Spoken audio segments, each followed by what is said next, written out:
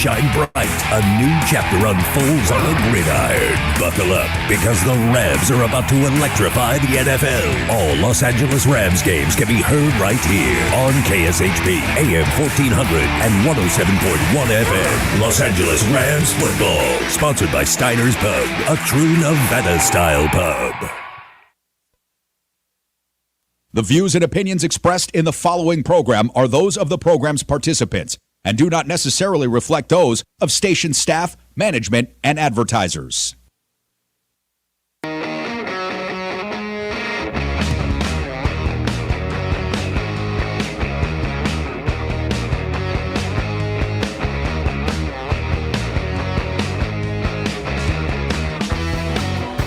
What's up, everybody?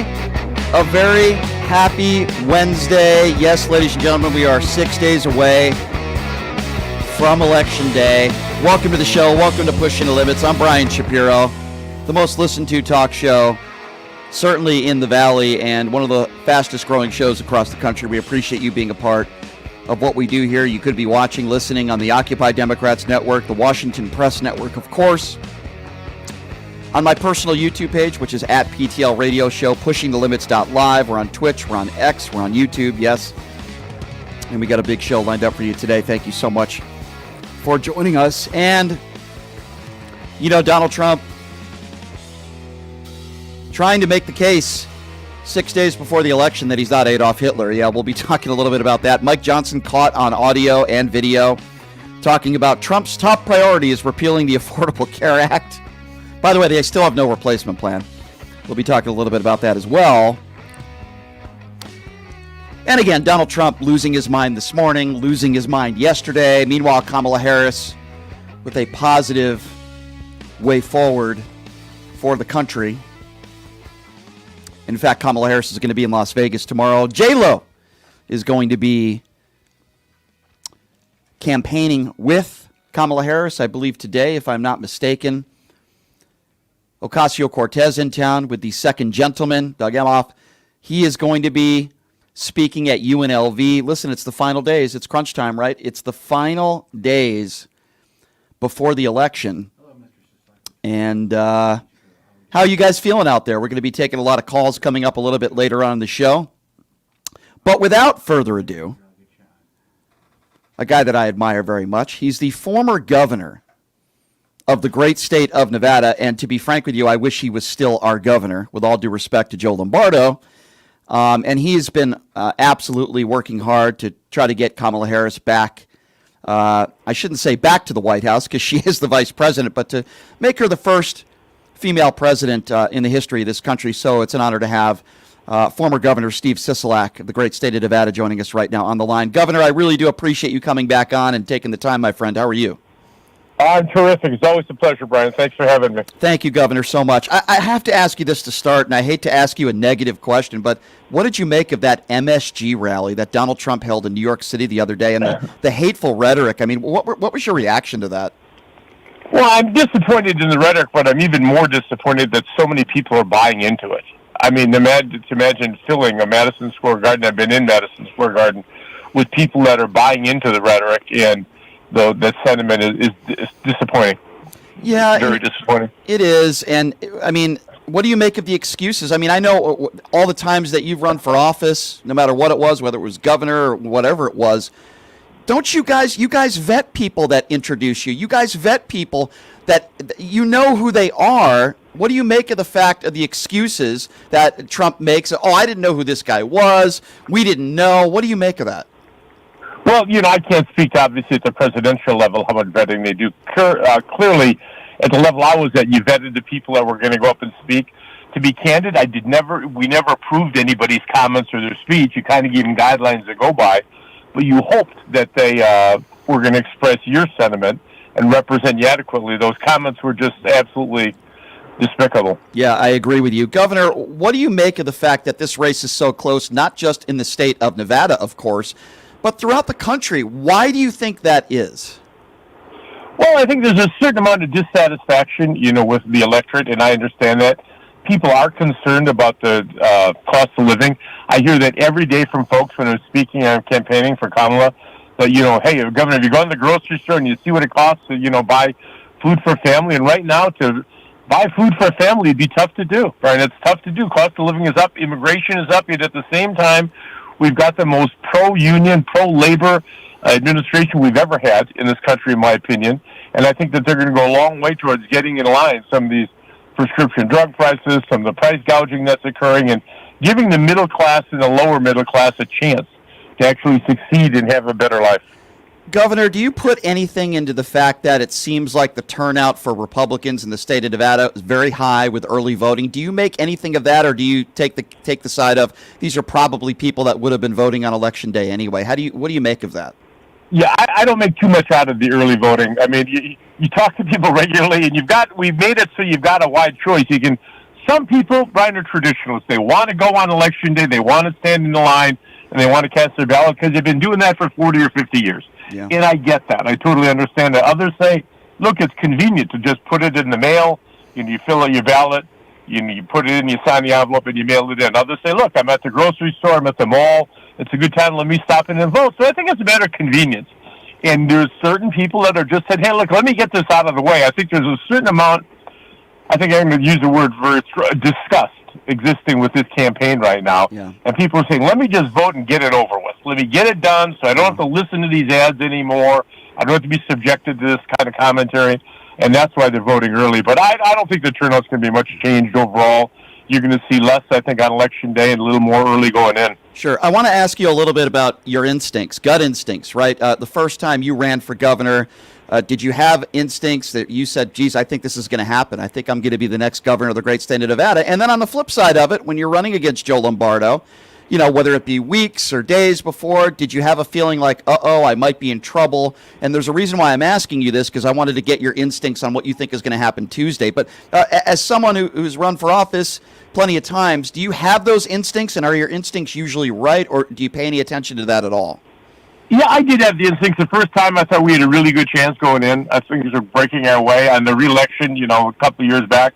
I knew we were in trouble when one donor put $40 million into my opponent's race. It's just, you can't overcome that kind of money in a state race. It's just virtually impossible. They bought up all the TV time that existed, paid walkers, paid campaign canvassers and whatnot. So we knew we were in trouble just by the sheer magnitude of the contributions of one individual. So right. You get an idea. You're so close to it. Of course, you get people trying to keep pumping you up, encouraging you to keep you going for the last few days because it gets tough. I mean, for either of these, Donald Trump's not a young man. It's tough flying across the country, and Kamala has been on this for months and months and months, and I'm sure they're running out of energy. They're running on fumes at this point. So agree. It's difficult, but they're going to hang in there for 5 more days. It's interesting, right, Governor? Because I feel like if not for COVID, and I didn't think you did anything wrong. If not for COVID, I think you would still be our governor. But I also, on the flip side of it, think if not for COVID, Trump might still be the president as well. It's interesting how things happen the way they are, isn't it? It absolutely is interesting. And if you look at what's happened during this entire election cycle, it's one of the most interesting or unusual, whatever you want to call election cycles. You had an assassination attempt on President Trump. You had President Biden, who was actually going to be the candidate and kept insisting he was going to stay in. He told me he was going to stay in until the very last minute, and then he got out. A lot has happened in this election cycle, and we've got then the comments that are being made and the media scrutiny that these folks are under. They say one thing, or one of their people say one thing, it's magnified, 1,000-fold. So, it's a very interesting cycle, and it's not over yet. And you know Joe Biden very well. You worked with him when you were governor. What do you make of the fact that he makes this comment yesterday, calling, he was trying to, I guess he clarified, trying to call one of his supporters, at MSG, garbage, and he clarified his comments, and Republicans are going crazy over that statement, yet Donald Trump said the entire country is garbage. Didn't need to clarify anything. That's what he said, right, Governor? Yeah. That's what he says, and that's what he believes. I really believe that's what he believes, and that's what a lot of his followers are buying into, which is really disappointing. I think President Biden had a bad choice of words in terms of how he portrayed his message, how he got it across. I don't think the way the Republicans are portraying this is fair, is accurate. But I think that's how Donald Trump feels, and I think at this desperate time, I think he sees it slipping away a little bit, and he's going to be more and more outspoken. Agree. Governor, we talked a little bit about your instincts. What are your instincts on what you think is going to happen on Tuesday? And I understand we might not know who won for a few days, but What are your instincts, your feelings on Nevada? Let's start there, and then the country. The country, I think Kamala's in decent shape. I mean, the Midwest, you're looking at Michigan, Wisconsin, Minnesota breaking her way. The numbers that she's showing up a little bit. I think Pennsylvania is going to be close, but I think she might have a slight edge there. Nevada's going to be tough. Nevada's going to be really tough for Kamala. For whatever reason, some of the unions don't seem to be as engaged as they were previously. And unless they engage in the last few minutes here, I think it could be difficult for her in Nevada. We're working hard. Let me tell you, we're not leaving one vote on the table. Oh, I know you are, Governor. And what do you think of Jennifer Lopez coming to town tomorrow, campaigning for Kamala Harris? We had Barack Obama in town about a week and a half ago. We had Bill Clinton, who I met the other day, that was in town. Tim Walz was here the other day. Mark Cuban was here doing a town hall. I mean, they're really pulling out the big names for this. They're pulling out the stops. That you never know which individual is going to appeal to a certain group or a certain group of individuals. And they're trying to, reach out to everybody to make it look good. And I think because of that, she might pull it out on Election Day. That she might pull out, but I think it could be. When I say close, I think it could be a matter of a couple thousand votes, one way or the other, on Election Day in Nevada. Boy, could that be a nightmare, couldn't it? Sounds to me, Governor, and I don't want to put words in your mouth, but it sounds to me you're saying it might be tough for Kamala to win the state of Nevada. She could very well lose Nevada, but it's sounding to me like you're saying you're confident that it'll be a close race, but that you're expecting her to win the race. I'm cautiously optimistic that she'll win the country, win nationwide, win the presidency. I'm a little less optimistic about Nevada, but I still think Nevada's clearly in play. We got a good chance in Nevada. The team is working so hard, and I know she feels she's got a good chance, and I think they can pull it out in the very end, but like I said, I think it's going to be really, really close, Brian. Well, Governor, I'm obviously on your side, and you were a really good governor. Wish you were still the governor, quite frankly, but I always appreciate it when you take the time to come on the show. Let's hope we get the result that we want next week, but I think the important thing, Governor, is if we don't, we know that Kamala Harris will concede, and we'll still have democracy, and I'm worried about our democracy, though, if Donald Trump wins, and if he loses, he will never concede. That's got to be something on your mind.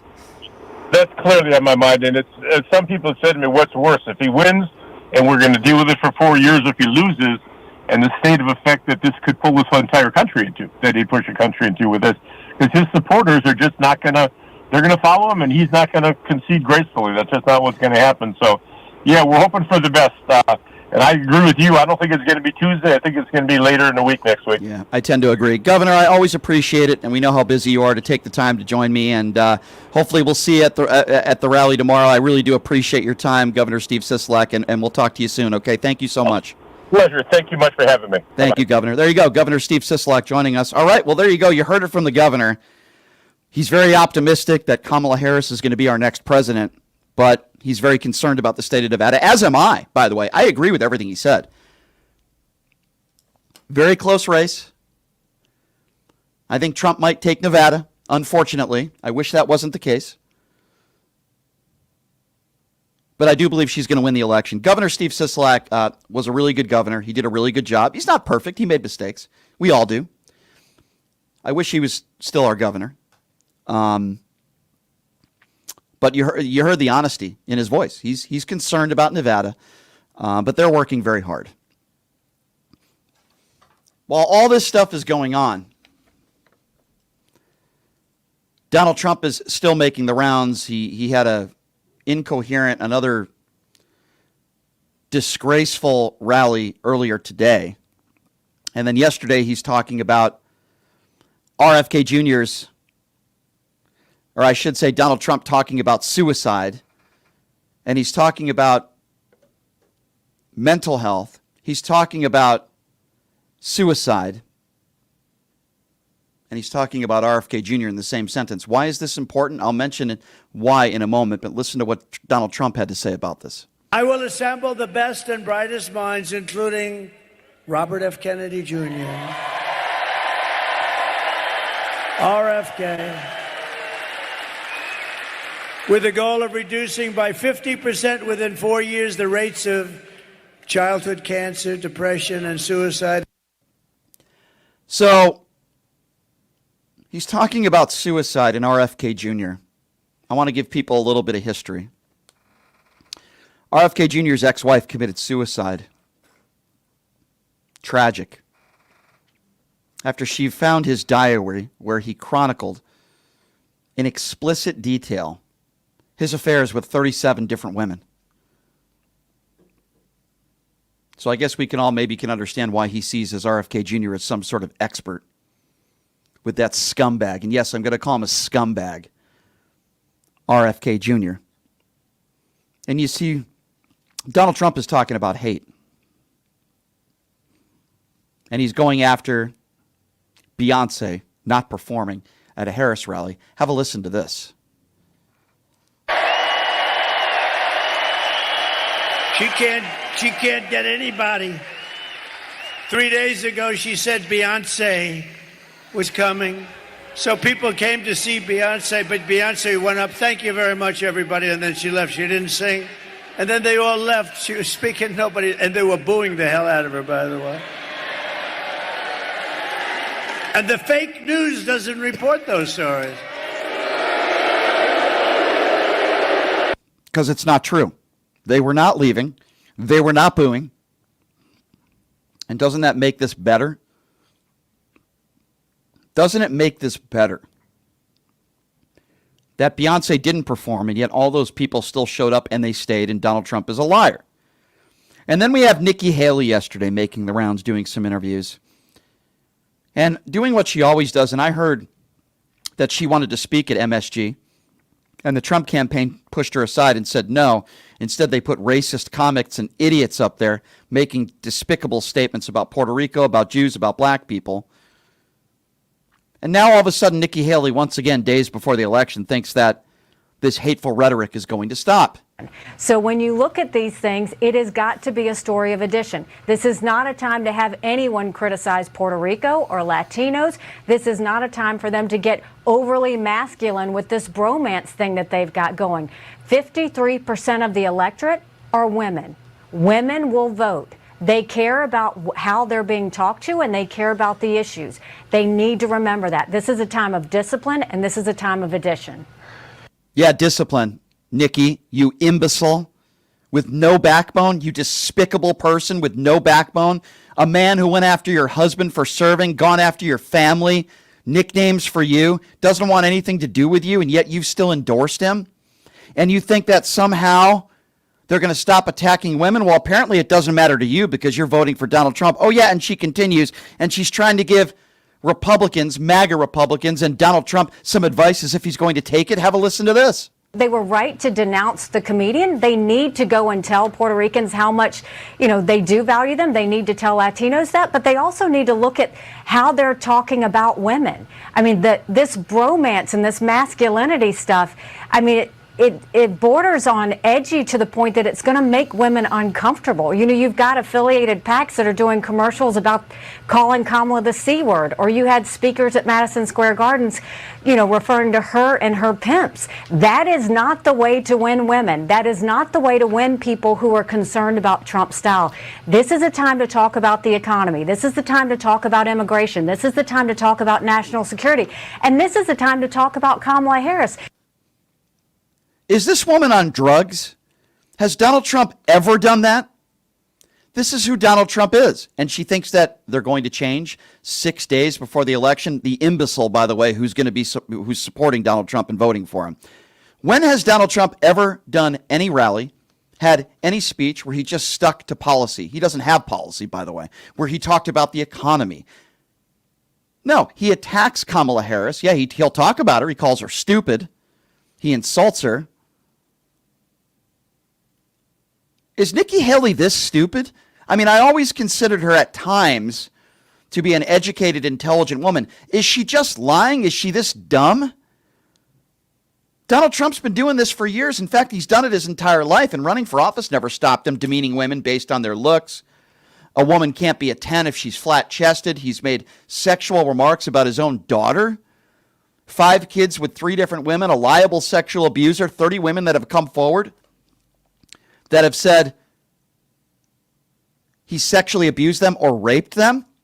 And all of a sudden, Nikki Haley is speaking for all the female voters out there. Well, it doesn't bother her. Oh, because I like some of his policies, she says. What an imbecile. I will never, ever have a drip of respect for Nikki Haley. She has no backbone. She's no better than a Kevin McCarthy, quite frankly, or a Mike Johnson. Oh, yeah, we'll get to Mike Johnson in a moment. So a lot of Republicans today are very upset at Joe Biden.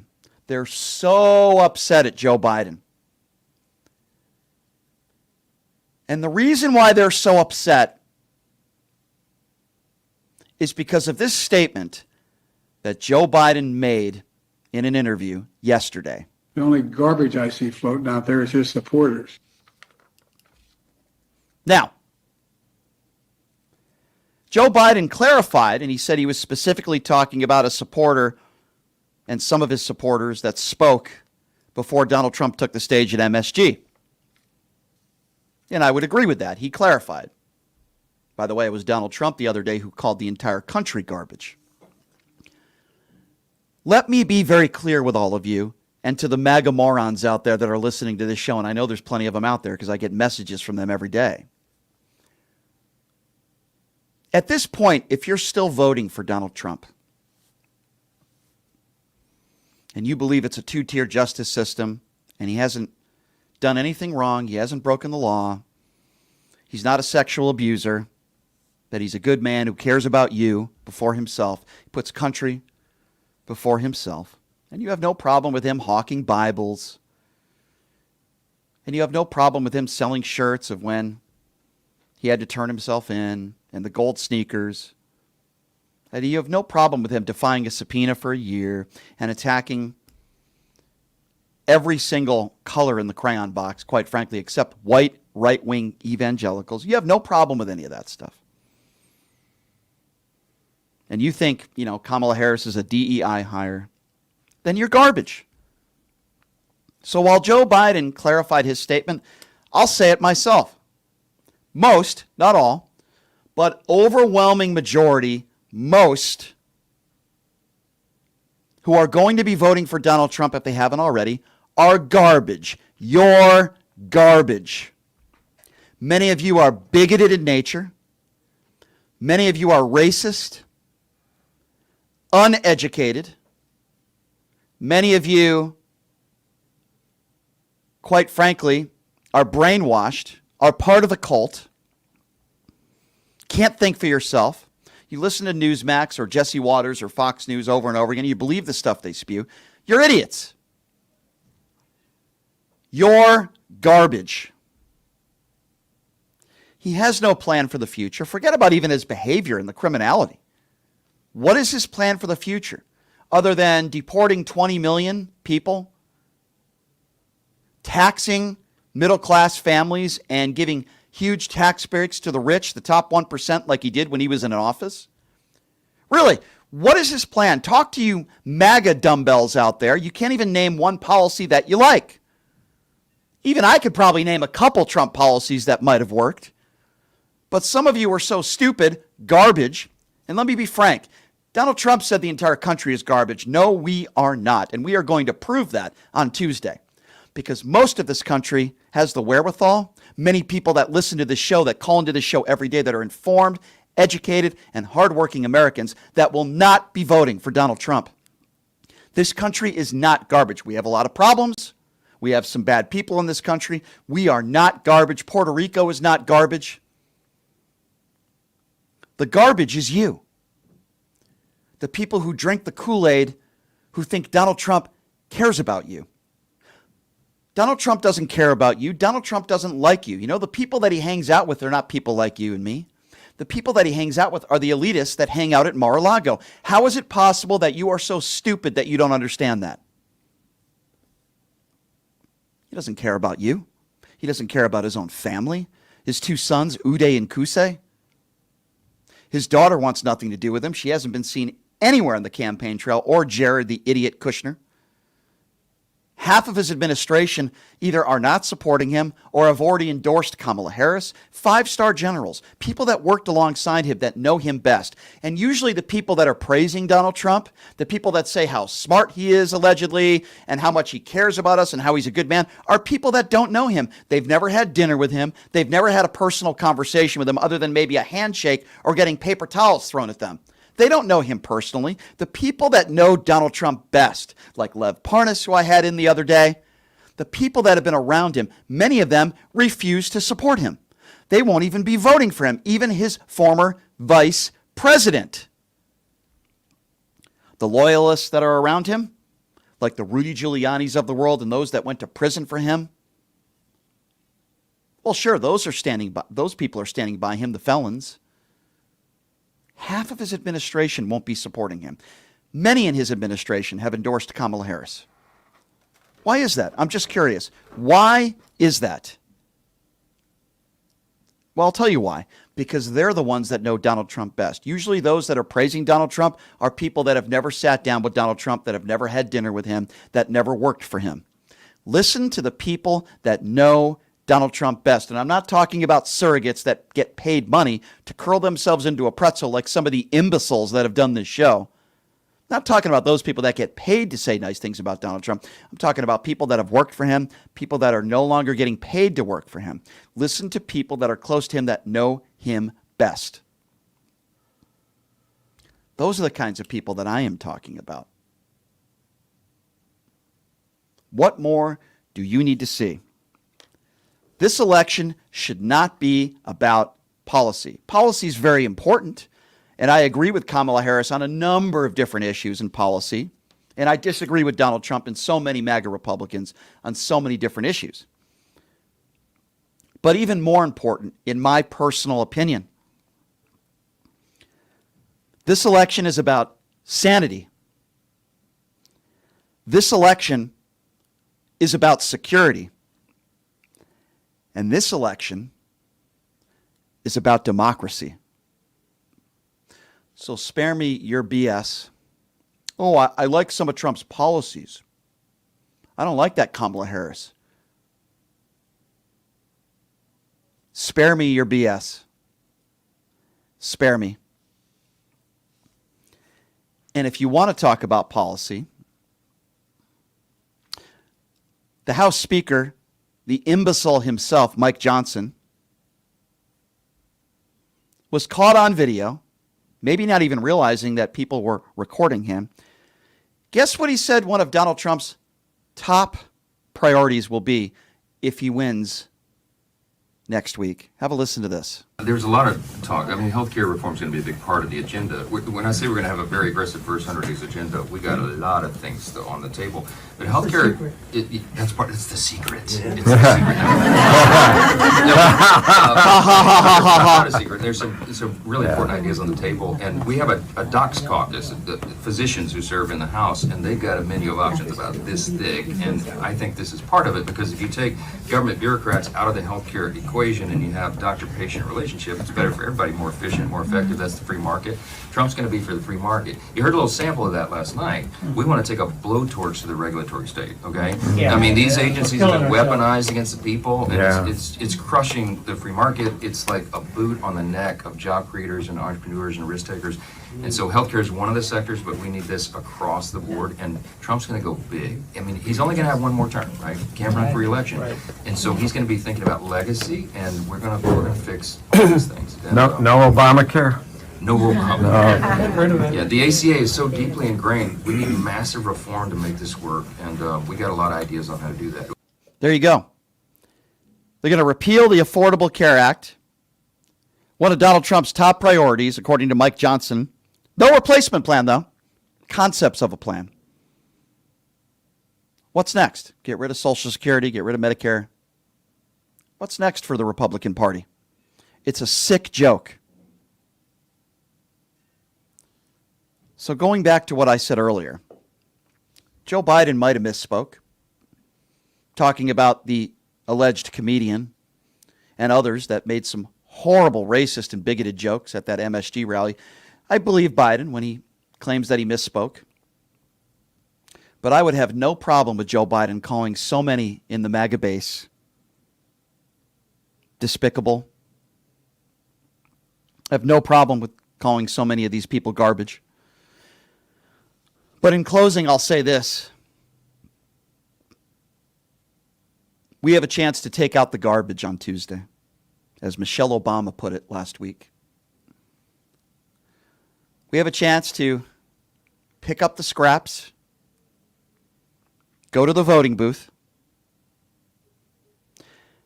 and get rid of MAGA forever, and make sure that Donald Trump never sees the White House again. And hopefully we take out that stinky trash on Tuesday, and we never see that garbage again.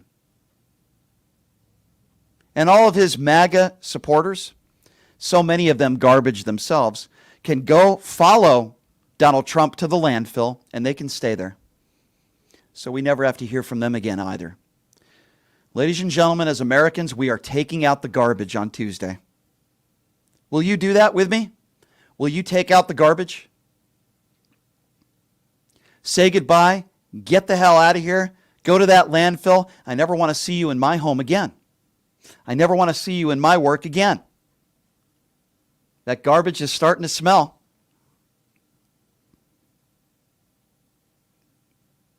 Take out the garbage with me on Tuesday. I ask all of you Americans to do the same. We're going to take a quick break. And when we come back, we are going to be taking your phone calls at 702-221-7283. We had former governor of the great state of Nevada, Steve Sisolak, joining us. I really do appreciate his candor. He's very concerned about Nevada, and he should be. We all are.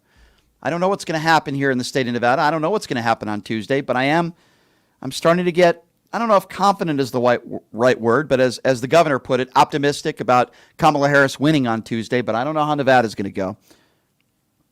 Donald Trump, by the way, this morning, saying he's not Adolf Hitler. I'm the least Adolf Hitler person you'll ever meet. It's a good message, right? A week before the elections, he's trying to tell America, I'm not Adolf Hitler. So that's nice. All right, so we're going to take a quick break. 702-221-7283 is the number to call. Again, that number if you want to be a part of the conversation. 702-221-7283. We'll take a quick break, and we'll be back right after this. You're listening to Pushing the Limits right here on KSHP. In these uncertain times, we need a leader who puts policy over politics. I'm Ron Quince. I am beyond the bickering and what we see today. I am running to fight for your values, faith, family, and freedom. Ron Quince stands for safe borders, lower taxes, and lower prices. Let's take our country back, one community, one vote at a time. I am Ron Quince, and I'm asking for your vote because every vote matters. I am Ron Quince, and I approve this message. Hey everybody, are you struggling to find a pizza place that reminds you of Brooklyn? That true blue New York style pie? Well, worry no more. Stallone's Italian Eatery Pizza is a knockout. We're located at 467 East Silverado Ranch Boulevard, just off of Premier Road, half a mile east of South Point Casino, just minutes from the Las Vegas Strip. Come by and grab a slice of pie. Plus, check out our Brooklyn-inspired Italian cuisine. Our sandwiches are super. Hero, that is. Because why be a sub when you can be a hero? Stallone's Italian Eatery is here to serve you phenomenal food, Vegas. Forget about it.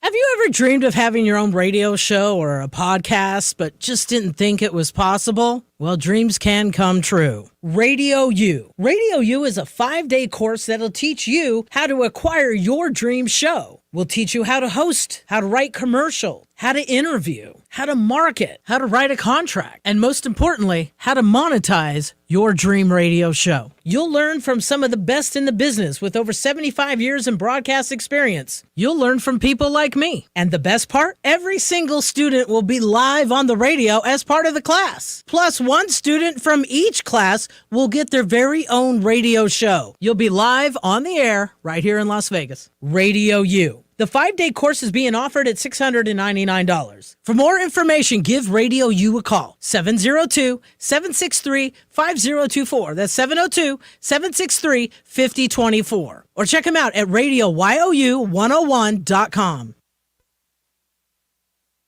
And I approve this message. Shelley Berkeley, a proud Las Vegan who shatters barriers, becoming the first in her family to attend college, and served as UNLV's student body president, serving in the Nevada legislature, the University Board of Regents, and 7 terms in the U.S. House of Representatives. Shelley excelled as the senior VP of the Toro University system. Shelley Berkeley, a dedicated mother and family woman. Shelley has the experience we need as our next mayor. Shelley gets things done.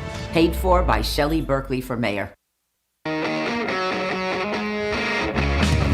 All right, welcome back. It is Pushing the Limits on a Wednesday. Thank you so much for joining us. We're going to have some very special guests throughout the remainder of the week as we are now just a few days away from Election Day on Tuesday. Less than a week. I can't believe it. As I mentioned, Kamala Harris is coming to town tomorrow with J-Lo. Should be fun. I want to remind you guys, the official gaming bar of the Pushing the Limits radio show is Jackson's Bar and Grill, located at Flamingo and Jones. I took Lev Parnas out there last night. We had a great time. Some of his fans got to meet him. He was signing some books. And, man, they got some great promotions out there, including free wine. If you earn a certain amount of points in the month of November, you're going to get a free bottle of wine. They still have all their other promotions, including the Pass the Puck contest. And on Sundays, if you earn 350 points, you're going to get $50 in free slot play. Check the promotions for more details at Jackson's Bar and Grill, located at Flamingo and Jones. What have we been talking about first segment? Well, we had the former governor of the great state of Nevada, Steve Sisolak, on. He does believe, and he's optimistic that Kamala is going to win, but he's very concerned about Nevada, as I am as well. We talked a little bit about that. Donald Trump, again, trying to convince all of you that he's not Adolf Hitler. Yes, you can't make that up. It really is mesmerizing. The comments out of Donald Trump's mouth on a regular basis, and Mike Johnson saying that they are going to repeal the Affordable Care Act. If Donald Trump is reelected, that'll be one of his priorities. By the way, still no replacement plan. It's going to come in 2 weeks. It's going to come in 2 months. He's had 9 years. You can't make this stuff up, ladies and gentlemen. But I want to hear from you. How are you guys feeling? We're now 6 days out from Election Day, and I'll also have some special news to share with you, probably by tomorrow, about my election night coverage. 702-221-7283 is the number to call if you want to be a part of the conversation. All right, let's lead it off with Paul. Paul, what's going on, man? Hey, Brian, I enjoy your show. I just found you a couple of weeks ago. Thank you. Let me tell you, I agree with just about everything you say. Everything you say. That makes me very, very uncomfortable. I'm just kidding. Go right ahead, Paul. I'm just joking. Go ahead. These MAGA people got to realize something. They say the economy was so good under Trump. What did he inherit from Obama? Exactly. He inherited a growing economy. Exactly. 75 straight months of job growth, a good GDP. So what did he do to improve the economy? Well, they're imbeciles, but Paul, I'll even take it a step further. We can go way, way back. Look at Bill Clinton. People can say what they want about Bill Clinton. He ended us in a surplus. George W. Bush ruined the economy. Barack Obama, it took him 8 years to recover from what George W. Bush left him. And if people want to make excuses about COVID, okay, well, guess what? Donald Trump inherited a great economy. He left Joe Biden garbage, if you want to use that. Yeah, if you want to use that. And look at what Joe Biden has done just in the last 4 years. We're under 3% with inflation. They have these MAGA Republicans have no idea of what cause and effect is and what has caused inflation. They have no idea. They don't. And you look at what Joe Biden has accomplished. I think he's been a damn good president. I do too. Let me tell you, I heard you talk about Scott Jennings and Mark Trotter. Yeah. Those two guys are idiots. Well, you know what? Scott Jennings is a clown, and CNN, it seems like they always hire these Republican talking heads and they end up getting fired or making stupid statements on the air. I just think Scott Jennings is a really bad guy. He's a pompous guy. He says a lot of idiocy on the air. Listen, there's plenty of Republicans out there that you can have on that can fire back and forth, but it's like you're going to get the guy from Shark Tank, Kevin O'Leary, who's a complete buffoon. Scott Jennings, I don't care which administration that Scott Jennings worked in or what type of Republican strategist he is. He's a pompous prick is what he is. So I agree with you. Thank you for the call, my man. 702-221-7283. Let's go to Curtis. Curtis is next up on PTL. Hey, Curtis, what's going on, man? Hey, Brian, how you doing, man? Good. Listen, I listen to your show all the time. Thank you. I'm a big fan. I got one question. Sure, shoot. As far as Joe Biden's son concerned, the one that was convicted? Yeah. New York? Yes. Okay, now, Donald Trump's Donald Trump's son-in-law was given $2 billion out of Saudis. Why? Son-in-law, yeah. Why in the world? Yep. Jared Kushner. Why in the world that the Democrats are not looking into that? Well, here's what I'll say to that, and the definition of hypocrisy. So I know a lot of, I shouldn't say a lot, but a few people that understand the Hunter Biden situation really well. So here's the deal, right? Hunter Biden never worked in Joe Biden's administration. That's number one. And if people want to make the claim, well, he took that, $85,000 a month from Burisma and he wasn't qualified for it. Okay, first of all, he didn't break any laws there. That's number one, and neither did Joe Biden. There's no law that says you can't take advantage of who a family member is to make money, and Hunter didn't break any laws there. And if people want to put laws into place, then I'm okay with that. Ivanka made over $600 million from Chinese trademarks. She worked, here's the difference, she worked in Donald Trump's administration. Jared Kushner worked in Donald Trump's administration. Trump didn't send Mike Pompeo out there to see the Saudis in the last few months when he was president. He sent Jared Kushner out there. Why? So Kushner could get a $2.1 billion check from the Saudis. But they want to talk about Burisma? I agree with you. I agree. Jared Kushner should be in jail as far as I'm concerned. But exactly, it's hypocrisy at its finest. That's what these MAGA Republicans do. They're up in arms because Joe Biden yesterday said, oh, well, you know what? Garbage supporters. And then he clarified his statement. Donald Trump called the entire country, the United States of America, garbage. He didn't need to clarify because that's how he feels. He called us a garbage can. But MAGA Republicans don't have a problem with that. I mean, it drives me to insanity. Insanity. One more thing, Brian. Yeah, go ahead. One more thing, Brian. Yep. I'm a retired New York City police officer. Well, thank you. For the life of me, I cannot understand why the NYPD, COBA, and the PBA is backing Donald Trump. My union is backing a convicted felon. It's disgusting. And by the way, thank you for your service as a police officer. I respect law enforcement. I don't respect their decision in New York. I don't understand it. I don't get it. The excuses we'll hear is, well, the liberals out there, they're not enforcing the laws in New York.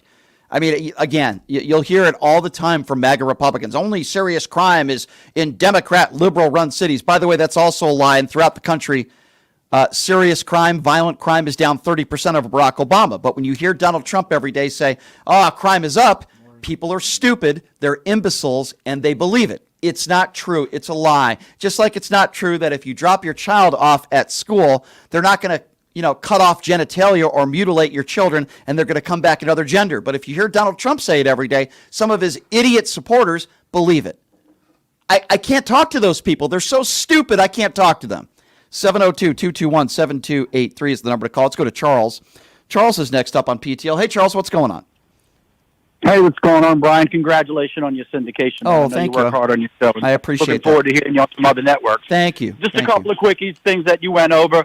Apparently they take very serious concern about being called Nazis, but you and I have seen the boat parades, the people walking down with masks on their face carrying Nazi flags. So I'm not really sure about the disconnect. Why don't we see that at lefty rallies, Charles? Why is it only at MAGA boat rallies? Why is it only at MAGA? Why do we only see the Proud Boys? We don't see the Proud Boys at Kamala rallies. We don't see the Oath Keepers at Kamala rallies. Why is it we only see these right-wing, white fringe hate groups at Trump rallies? Why is that, Charles? I think that's because, they're just, they feed off their discontent, and I think a lot of the people you see at these rallies are probably disappointed with how their life turned out, and they want to blame somebody else.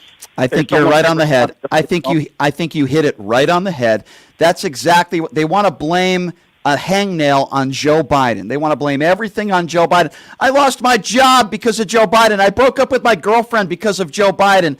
They want to blame everything on Joe Biden when all they need to do is they need to look in the mirror and look at themselves. There are a lot of people with their 401ks that are very, very happy right now where they're at. Yes, there are people in this country that are struggling. Yes, people forget we had a global pandemic just a few years ago, but the recovery has been fantastic when you compare us to the other G7 countries around the world. Our recovery has been much better. And yes, I do give a lot of credit to Joe Biden and Kamala Harris for getting that done. And quite frankly, they've gotten a lot done. And I'm very excited about Kamala Harris, and I'm excited about her policies. 28% taxes for those making under $400,000 a year. Meanwhile, Donald Trump had the highest tax breaks for the top 1%. And yes, yet these MAGA morons out there, oh, well, I had more money in my pocket under Donald Trump. No, you didn't. You're a freaking liar. These people are bird for brain idiots is what they are.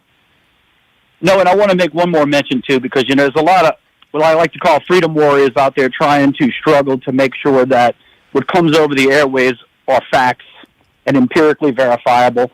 And there's a lawyer out there named Mark Elias. I know you know who he is. I'm sure a lot of your listeners do not. Sure. He is single-handedly been fighting the voter suppression cases around the country. He's a good man. Hundreds of them. He's a good man. And, man, I just want to make sure everybody follows and gives him credit for what he's Mark done. Elias is a And great man. Yes, he is. And I appreciate your phone call, sir. Thank you so much. Elias is a great man. 702-221-7283. Thank you for the call, sir. Let's go to Mark. Mark is next up on PTL. What's going on, Mark? Hey, how you doing, Brian? Mark Elias. If you want to see him, people, just go to Brian Taylor Cohen's podcast, and he's on it all the time. Yeah, great man. I do have a question for you, Brian, but my first statement is that you always ask, why is this race so close? Why is this race? You say it almost every day. I do. And the answer, Brian, is right in front of you. There are a lot more racists and a lot more uneducated people in this country than we ever imagined. I agree. That's the only answer. The one thing I give Donald Trump credit for when he was president is that he exposed them. he exposed how many stupid people there are in this country. So I agree with you. 100%. Yeah. Now listen, when I say it sometimes, hold on one second, Mark. I have a question. Yeah, I got Okay. you. Hang on, I just wanted to say, sometimes when I say that, it's a rhetorical question.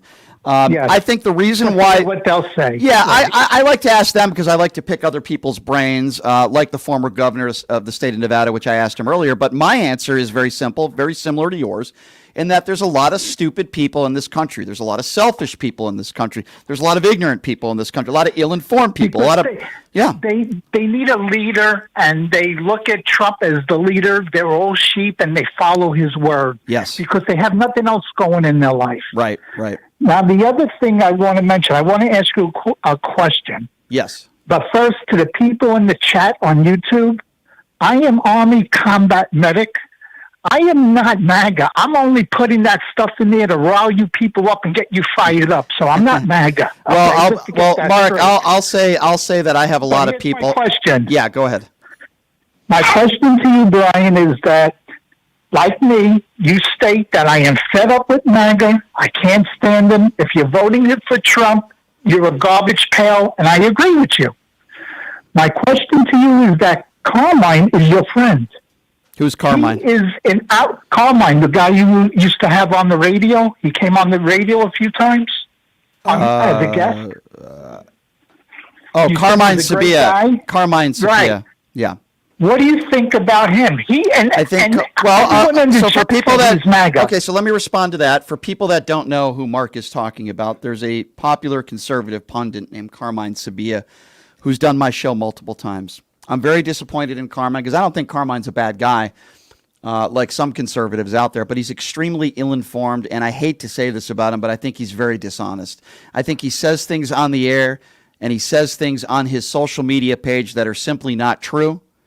And he doesn't speak truth because he's afraid of repercussions of what right-wingers out there will say. He knows who Donald Trump is. He knows the scumbag that is Donald Trump, but he's afraid to say it on his social media page because he's afraid of the repercussions.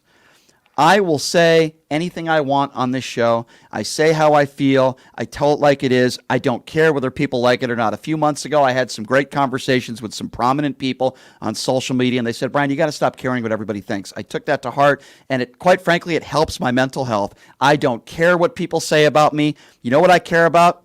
Obviously, I care about you, the loyal listener. I'm not saying I don't care about that, but I care about what my family thinks about me. I care about what my close friends think about me. The people that talk smack about me, whether it be social media, they don't know who I am.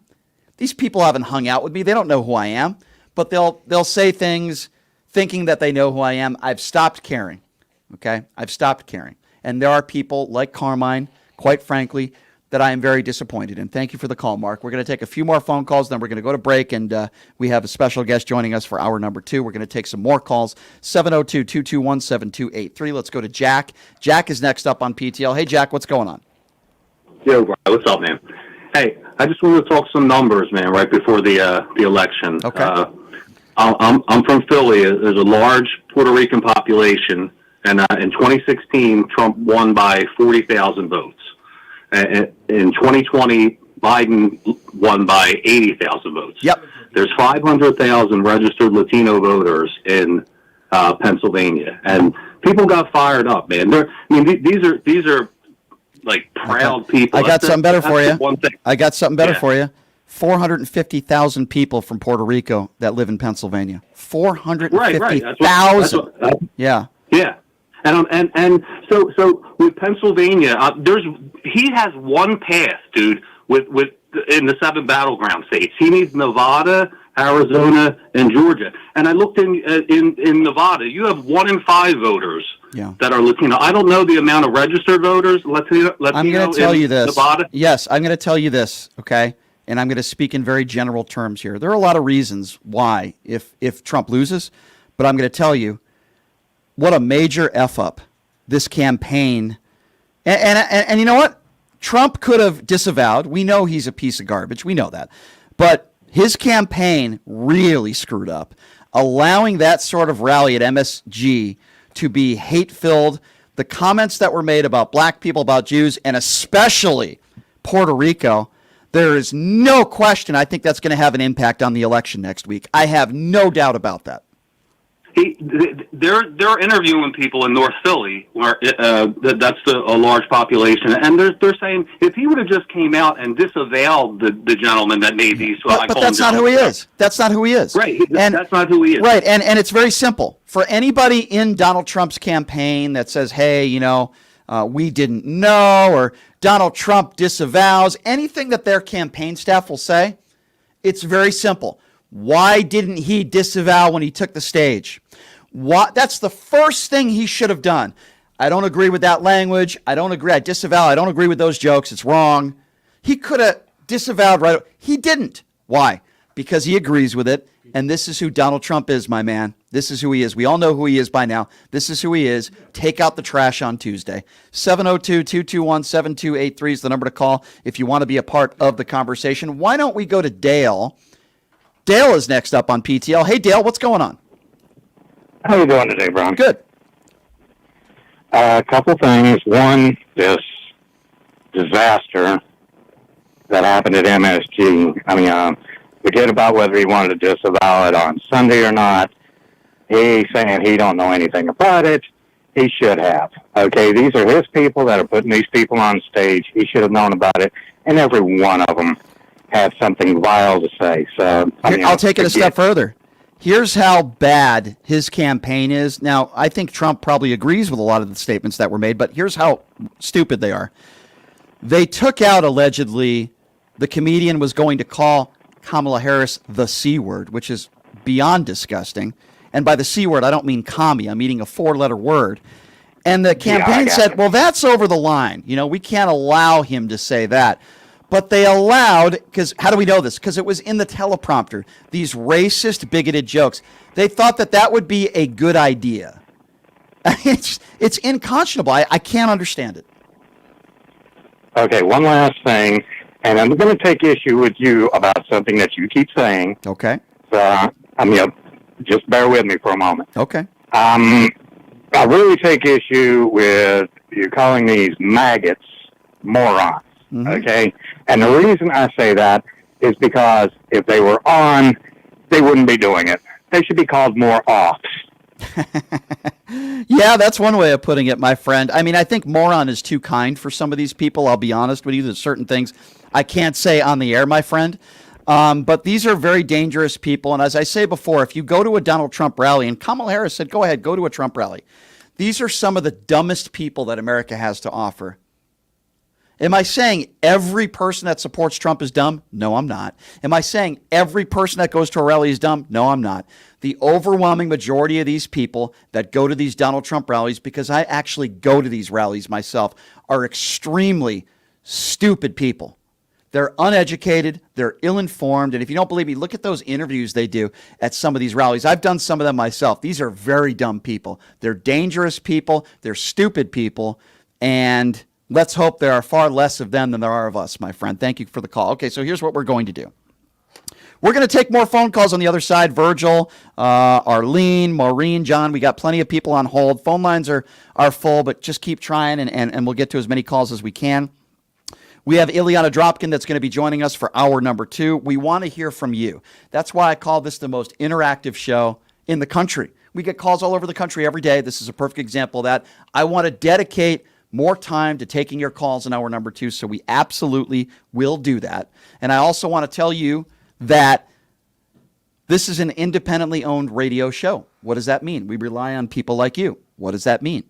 Well, we ask that you do us a favor and you check out the website, which is pushingthelimits.live. That's the first thing you can do to help us out. Pushingthelimits.live. Sign up for a free newsletter. Sign up for my YouTube page and subscribe, which is a big help to us, which is at PTL Radio Show. I think we've gained 40,000 subscribers in like 3 or 4 months. It's awesome. And we have all of you to thank for that. So you go to pushingthelimits.live. You can buy merchandise up there, shirts, hats, beanies. It's going to start to get cold outside pretty soon. PTL gear. That's one way to support what we do. If you don't want to buy merchandise, you go on the front page. You see a button there that says donate. Doesn't matter what it is. $5, $10, $20 a month. Whatever you can afford, we greatly appreciate it. Helps us keep the lights on. So thank you for your support. Pushingthelimits.live. The number to call is 702-221-7283. What have we been talking about? Well, obviously the MSG rally fallout. We've been talking about that. Donald Trump's comments, even today, he said it multiple times in the last several days. I'm not Adolf Hitler. You remember when people were calling him a racist, which they still do every day because he is. And I'm the least racist person you'll ever meet. I mean, he's going to say that tomorrow probably. I'm the least Naziest person you've ever... Is Naziist even a word? I don't know. I'm the least Adolf Hitler you've ever seen. I mean, that's coming up next, I'm telling you. It's wild. It's crazy. All right, so we're going to take those phone calls. When we come back, we'll take a quick break, and we will be back right after this. You are listening to Pushing the Limits right here on KSHP. In these uncertain times, we need a leader who puts policy over politics. I'm Ron Quince. I am beyond the bickering and what we see today. I am running to fight for your values, faith, family, and freedom. Ron Quince stands for safe borders, lower taxes, and lower prices.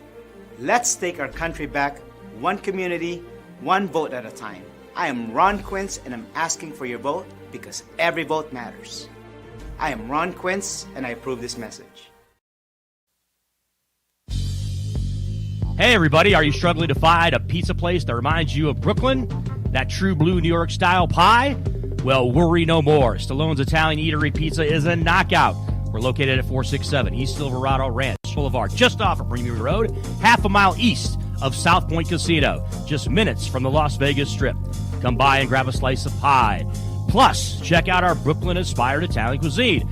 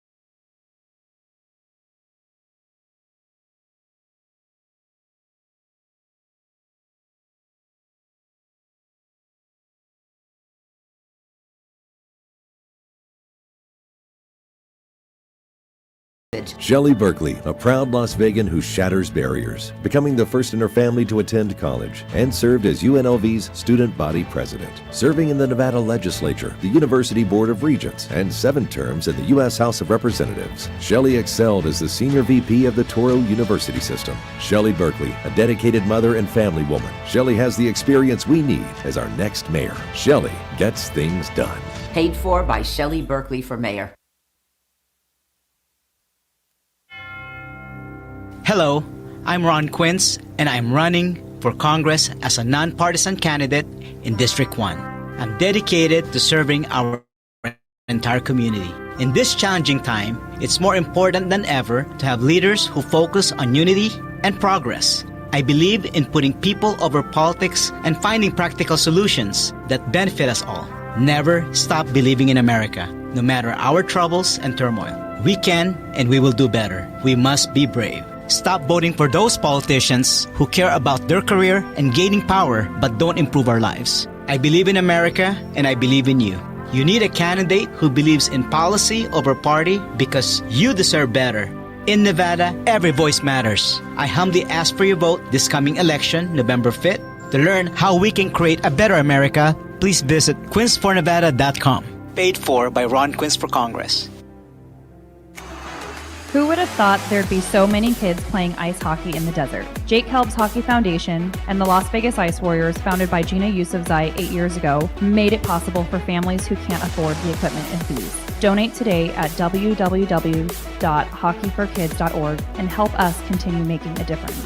Join us in supporting Jake Helb's Hockey Foundation and the Las Vegas Ice Warriors, where every kid gets a shot at the starting line. Just a reminder, our website is www.hockeyforkids.org.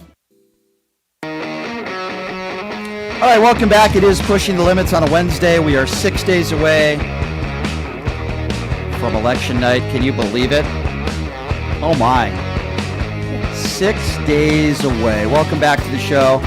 Check out the website, pushingthelimits.live. You could be watching and listening on the Occupy Democrats Network, on the Washington Press Network, on my personal YouTube page, where you can subscribe for free at PTL Radio Show. We are going to have a lot of last-minute special guests. I don't want to get people's hopes up, but boy, do we have some big guests that possibly could be joining the show tomorrow and Friday. Big guests really running through Election Day and really looking. We always have big guests on this show. Are you kidding me? The last couple weeks, I mean, we had Anthony Scaramucci join us on the show. We had Adam Kinzinger in the last few weeks. We had Bernie Sanders joining us on the show. Mark Cuban, just to name a few. So we always get big guests on this show. We had Lev Parnas in studio. So definitely some big surprises coming up here in the next couple days. And the lady joining us in studio right now, she is Ilana Dropkin, to certainly always get the female point of view from the left. Ilana, thank you so much for being here. It is good to see you. How are you doing today? I'm great. Happy Halloween. That's right. Thursday and I want to say one thing really quickly. My mom, well, my parents both love Cost Plus, Mark Cuban's Cost Plus. So if that's his pharmaceutical answer to what we have now. Like, do you know what I'm talking about? Yeah, no, okay. I do. So, absolutely. So just a little shameless plug for Mark Cuban and Cost Plus. I just sent someone else to it too because she's paying $900 for Mark's her a great medication. guy. So. Mark's a great guy, and I'm glad I got the opportunity to interview.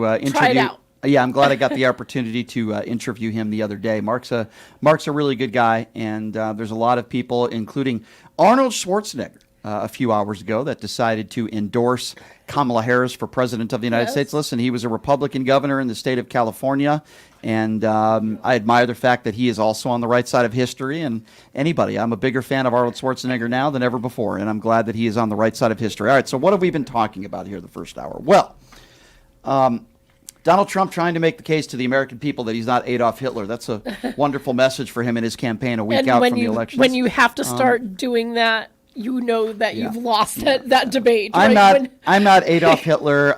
We all know what took place at MSG the other day, which I actually do believe was even a few steps worse than most of his bigoted rallies. For sure. So there's a lot of people that he has offended. I've seen a lot of stories from a lot of people that were actually Trump supporters from Puerto Rico that will not be voting for him now. I've also seen some prominent celebrities that have withdrawn their endorsement. This has really hurt Donald Trump. I don't know why it took people this long. So we're talking a little bit about that and Nikki Haley's absurd comments saying they also need to look at how they're talking about women.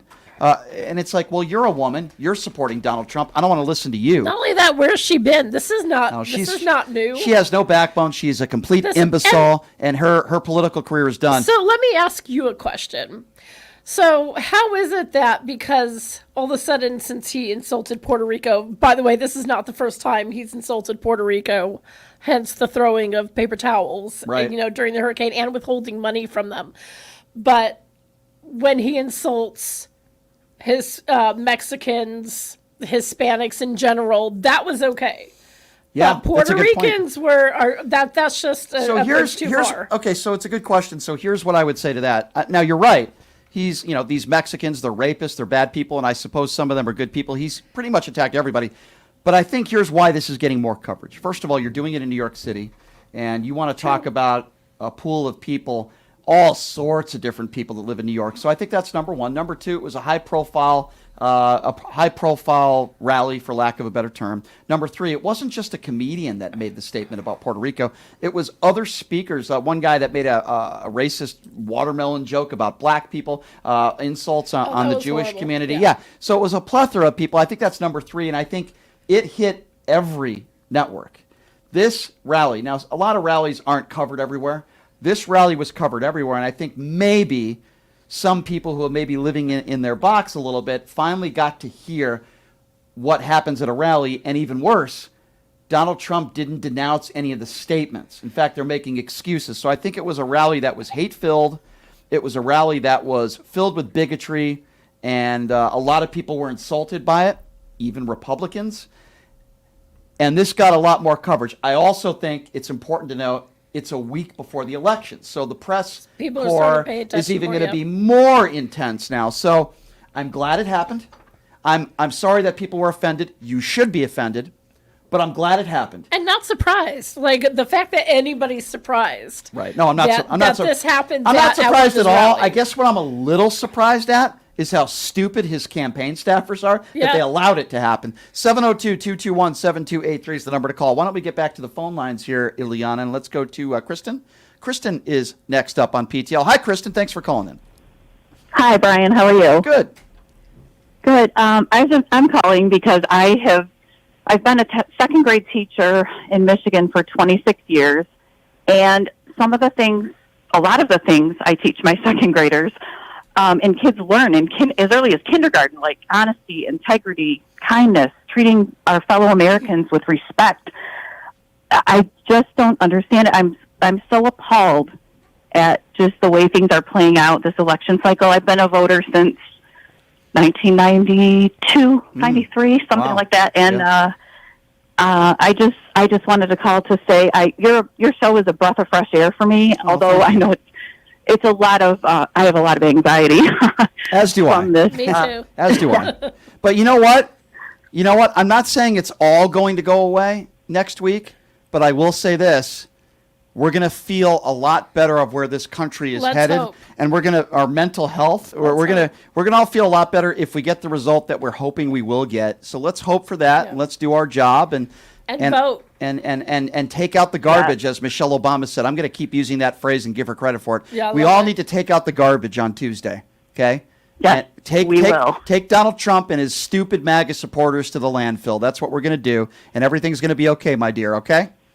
Oh, that's right. Thank you. All right. Thank you for calling in. I appreciate your courage to call into the show. And we all have anxiety over what's going to be taking place here in the next week. Even my kids. Yeah, I mean, it's normal. That's normal. They're anxious and they're 13 and 15, 16. So. It's normal to feel anxiety. Yeah. It's normal to be nervous. It's normal to be concerned. These are normal emotions as a human being. In fact, if you're not feeling a little nervous about this, if you're not a little worried, then there's something wrong with you. It's kind of like these guys that are getting up to bat in the World Series. Yep. They'll tell you. They're all professional athletes, but if you're not feeling adrenaline and a little bit of nerves, then there's something not right with you. And that makes you normal, if anything. In fairness, on both sides, right? You don't have to be on our side, Right. especially, Of course, my I'm side. talking it just in general But terms. yeah, We're all I mean, nervous. this is That's- a big shift for the country. It's Sure, absolutely. Yeah. That's a normal emotion to feel. 702-221-7283. Let's go to Maureen. Maureen is next up on PTL. Hi, Maureen. Hi, Brian. How you doing? Hey, good. I wanted to comment on Meg and Mike and his merry men for getting, they want to get rid of Obamacare. Yeah, they said they want to repeal the Affordable Care Act. One of be the first things that Donald Trump does. Top priority. Right. Yep. But I have something for him. Him and Congress have the best insurance going. I wish I would have had that insurance. When they retire, they take that insurance with them until, for life. Right. Who has that kind of thing? When you retire from a company, you're on your own. Correct. It's another thing that I am. I'm sad that it's a life. I don't know if you ever saw the movie Casino, where Robert De Niro is talking about a politician in the movie where he's comping him rooms, and they say once they get into office, they live a comped life. He didn't say comped when you're working. It's a comped life. And it doesn't matter whether you're a Republican or a Democrat. I am with you on this one. I don't think that's fair. No. I don't think that's fair. They have a nice salary, a nice retirement. They should have to pay for their health care. And I'm with you on that 100%. I don't think that's fair. Do you know that? Well, my husband and I are on Medicare, and we have to buy an additional insurance. We pay over $500 a month for a secondary insurance because Medicare doesn't cover everything, and if it's up to them, they're going to even cut that even more. Well, I'm going to tell you, you're absolutely right on that, and I'll tell you something else. Donald Trump wants to repeal the Affordable Care Act. We're in a lot of trouble for a lot of different reasons if Donald Trump wins, but one of those is your health care. Obamacare is not perfect, but Obamacare has saved millions of lives, and it's certainly not a concept of a plan. Donald Trump has concepts of a plan. Can you imagine for a minute, Ilana? You have kids that go in school. Can you imagine if one of your kids had a homework assignment, and the day the homework assignment was due, one of your kids in class said, "Teacher, I have concepts of a homework assignment. I didn't do it. It's at home, but I have concepts."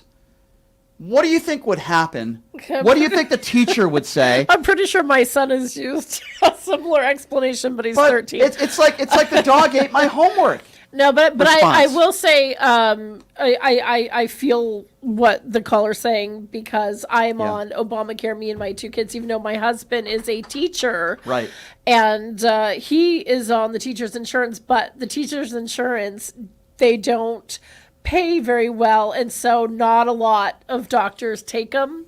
And so I can't risk that. So I'm on Obamacare, and I pay $1,300 a month for me and the two kids for like the best plan we can that fits everything. So I agree it's not fair, and there are still medications that it doesn't cover. Yeah, no question. So All right, our healthcare is abominable. Yeah, I hear you. Let's get back to the call, 702-221-7283. Let's go to Lou. Lou is next up on PTL. Hey, Lou, what's going on? Hey, Brian, thanks for my call. I'm a little nervous but optimistic, so hopefully things will turn out. And little Mikey Johnson, hopefully he's ousted as speaker effective January 3rd. What a weasel. That would be great. What a weasel that guy is, huh? He is. He's a weasel. But one quick question. Did you hear about the MSNBC report?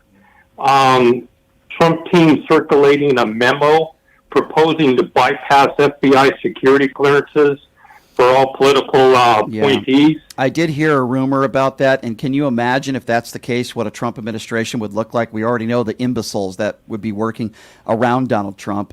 There's a reason for that, and there's a reason why we don't have the information in front of us of the conversations that Donald Trump has had, for example, with Vladimir Putin, allegedly 7 times since he left office. This is really dangerous stuff. People don't understand. It is. This isn't just a crazy, stupid old man, okay? This is a man that is a danger and a threat not only to this country, but to the world. And so are the people around him, because the grown-ups are on Harris's side now, right? That were around him, so we don't even have that. Yeah, well, it's scary because he wants to hire extremists. You know? Well, he has. Musk. Like He has. Musk. Did you hear some of the comments Musk Elon made? is He wants that to you get know what rid of crazy. Social Security. He, And I mean, Elon Musk made a statement yesterday. It might be the only truthful cut it thing the down. guy's ever said, where he said the middle class is really going to struggle. I'm paraphrasing here. If Donald Trump is elected, you know, Elon Musk knows that this is great for his own bank account.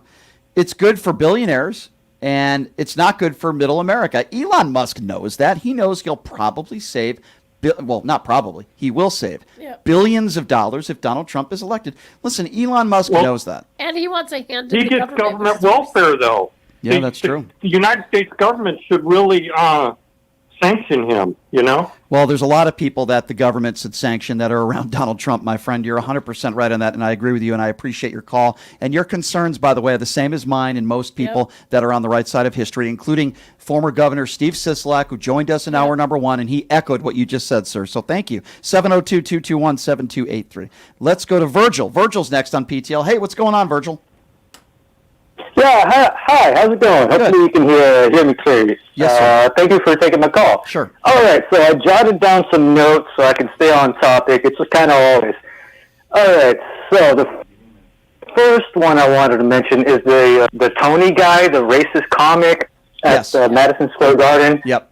So, like, what's crazy is, like, they read off a teleprompter, so Trump's people had to vet them first. Correct. Right? And so they play stupid. Somebody had to type that in the teleprompter. Correct. So they play stupid, and it's like it's always the same story with Shady Vance, P. Mandel, whatever his name is. He's like, "Oh, I didn't see what they said." Oh, they always say that to play stupid. You are. Can I Anyway, echo? I want to echo what you just said, because what you said is so important, and you're right. It's so interesting. If it's a statement that Donald Trump makes, or it's a statement that George Santos made back in the day, or a bigoted racist statement in Nature, their response is always, "Well, I haven't seen that. I haven't heard that." You know, Josh Shapiro, to his credit, yesterday is doing a live interview on CNN, and for the first time he hears Joe Biden's comments, the garbage comment that he makes. And even though it was the first time that Josh Shapiro heard it, he commented on it. And he was right. He said, well, that's not the language that I would use. And then Joe Biden cleaned up the statement and said, here's what I was trying to say, and I believe Joe Biden. But Democrats don't make excuses. If a Democrat like an Ilhan Omar makes a anti-Semitic statement, the entire party, for the most part, says she was wrong. And what did Ilhan Omar do? She apologized. Now, maybe she wasn't genuine. I don't know Ilhan Omar. I don't like her. But she still apologized because the Democrat Party pressured her to do so. Have you ever heard Donald Trump apologize for anything? Have you ever heard the majority of the Republican Party say Donald Trump needs to? Even these Puerto Rican comments that were made in MSG, some of the Republicans are saying behind closed doors they don't like the statements. Are they forcing Donald Trump to apologize? No. No, in fact, Vance said that we should all just laugh at it, have a sense of humor. It's just a joke. Unless it's something against him. I got a couple more tangents here. So Donald Trump did apologize one time. That was for the Hollywood Access tape. No, but hold on. He did, and then he used the term locker room talk, and then 3 days later, and then if you look it up, and then if you look that up, 3 days later, he said that might not have even been me on the video. That might not have even been me. He called it locker room talk. Yep. So I got one more tangent before I can shut up. So my word of advice, my PSA for anyone out there that has maggot family members or friends, you can't yell at them. You have to speak to them like they're children. Speak quietly, carry a big stick. As Go in the corner. If you're not going to listen to me, go in the corner. I'm going to make you go to bed early. Please don't vote. Yeah, please don't. No. Listen, Donald Trump told his followers and his supporters, and I'm with him on this. It's one of the few things I agree with Donald Trump on. January 5th. Vote on January 5th. So I'm speaking to all you MAGA clowns out there right now. Listen to your very intelligent leader, and please vote on January 5th. And then when you're not able to, you can call into the show. Thank you for the call, my friend. I appreciate it. Guys, good call. 702-221-7283. I'm not making this up. Donald Trump told all of you idiots. When I say all of you idiots, I mean you MAGA supporters. He told you all to vote on January 5th. Please listen to your dear leader, Cheeto Jesus. Let's go to Marion. Marion is next up on PTL. What's up, Marion? Hey, Brian. I talked to you a couple of times. I just want to say one thing. Donald Trump, you always say that he doesn't have policies. or you know, Very few. Very few. But he does. He doesn't. He does. Project 2025 is the whole package. He plans on using all those things. Once he gets into office, he's going to gut everything: Head Start, education, EPA, the OSHA system, that for emergency response system. He's going to everything that you can possibly. I don't disagree with what you said, I don't disagree with what you're saying. When I say he doesn't have policy, I guess what I mean by that are policies that could actually help the country, whether it be gun control. You know. No, he's not going to do any help. Right. Now, whether he would implement all that stuff in Project 2025, I think we have to assume that he will. But he still brags about overturning Roe versus Wade.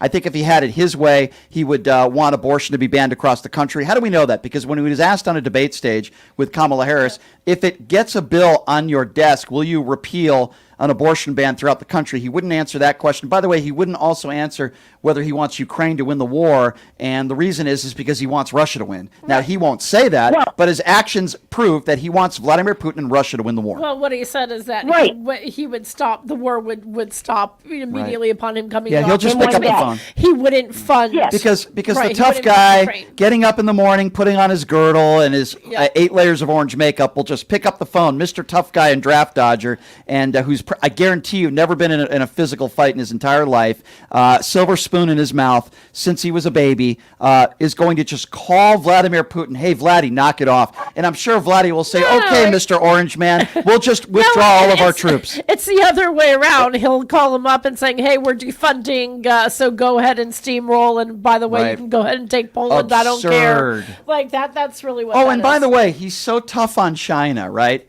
Yet his Bibles that the scam artist sells for $60 a pop are being made for $3 in China. And probably his tennis shoes too, probably for the same price. Yeah, I'm sure the guy imagine that guy moving around a tennis court. Oh my God, that slob. 702-221-7283. All right, let's go to Paul. Paul is next up on PTL. Hey, Paul, what's going on, man?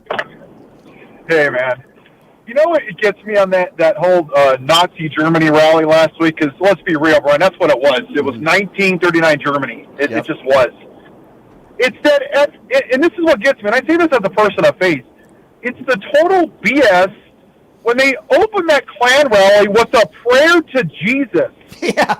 Oh, God, help Trump. Oh, God, thanks for saving him, but letting the guy behind him die. Like, what? It drives me nuts, Brian. These people that claim to love Jesus don't care if women die from lack of abortion. They don't care if they starve to death.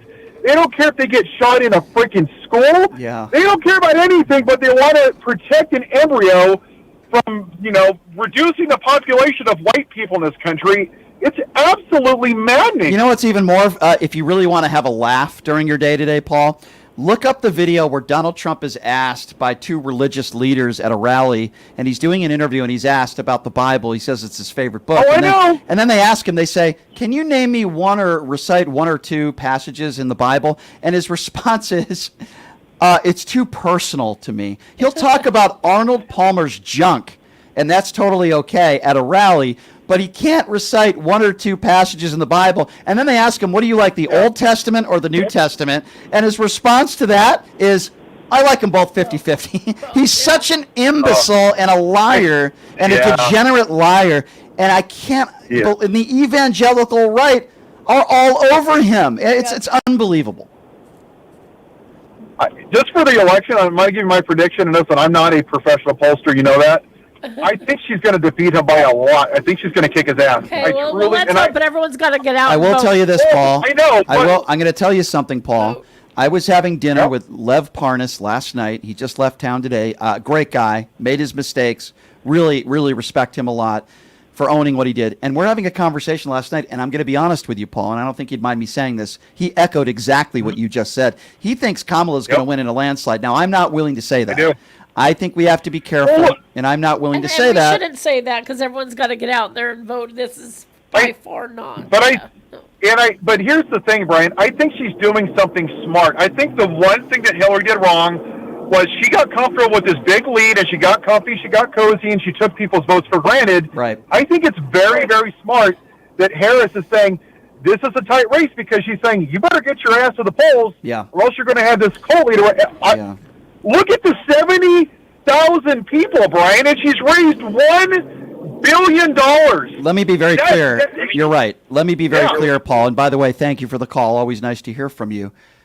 Kamala Harris has run a very sound campaign. Yes. She has had a short period of time, a little more than a few months, to try to make the case to the American people of who she is and what she stands for. And I think they have done a very good job compared to Hillary Clinton and the way Hillary ran her campaign.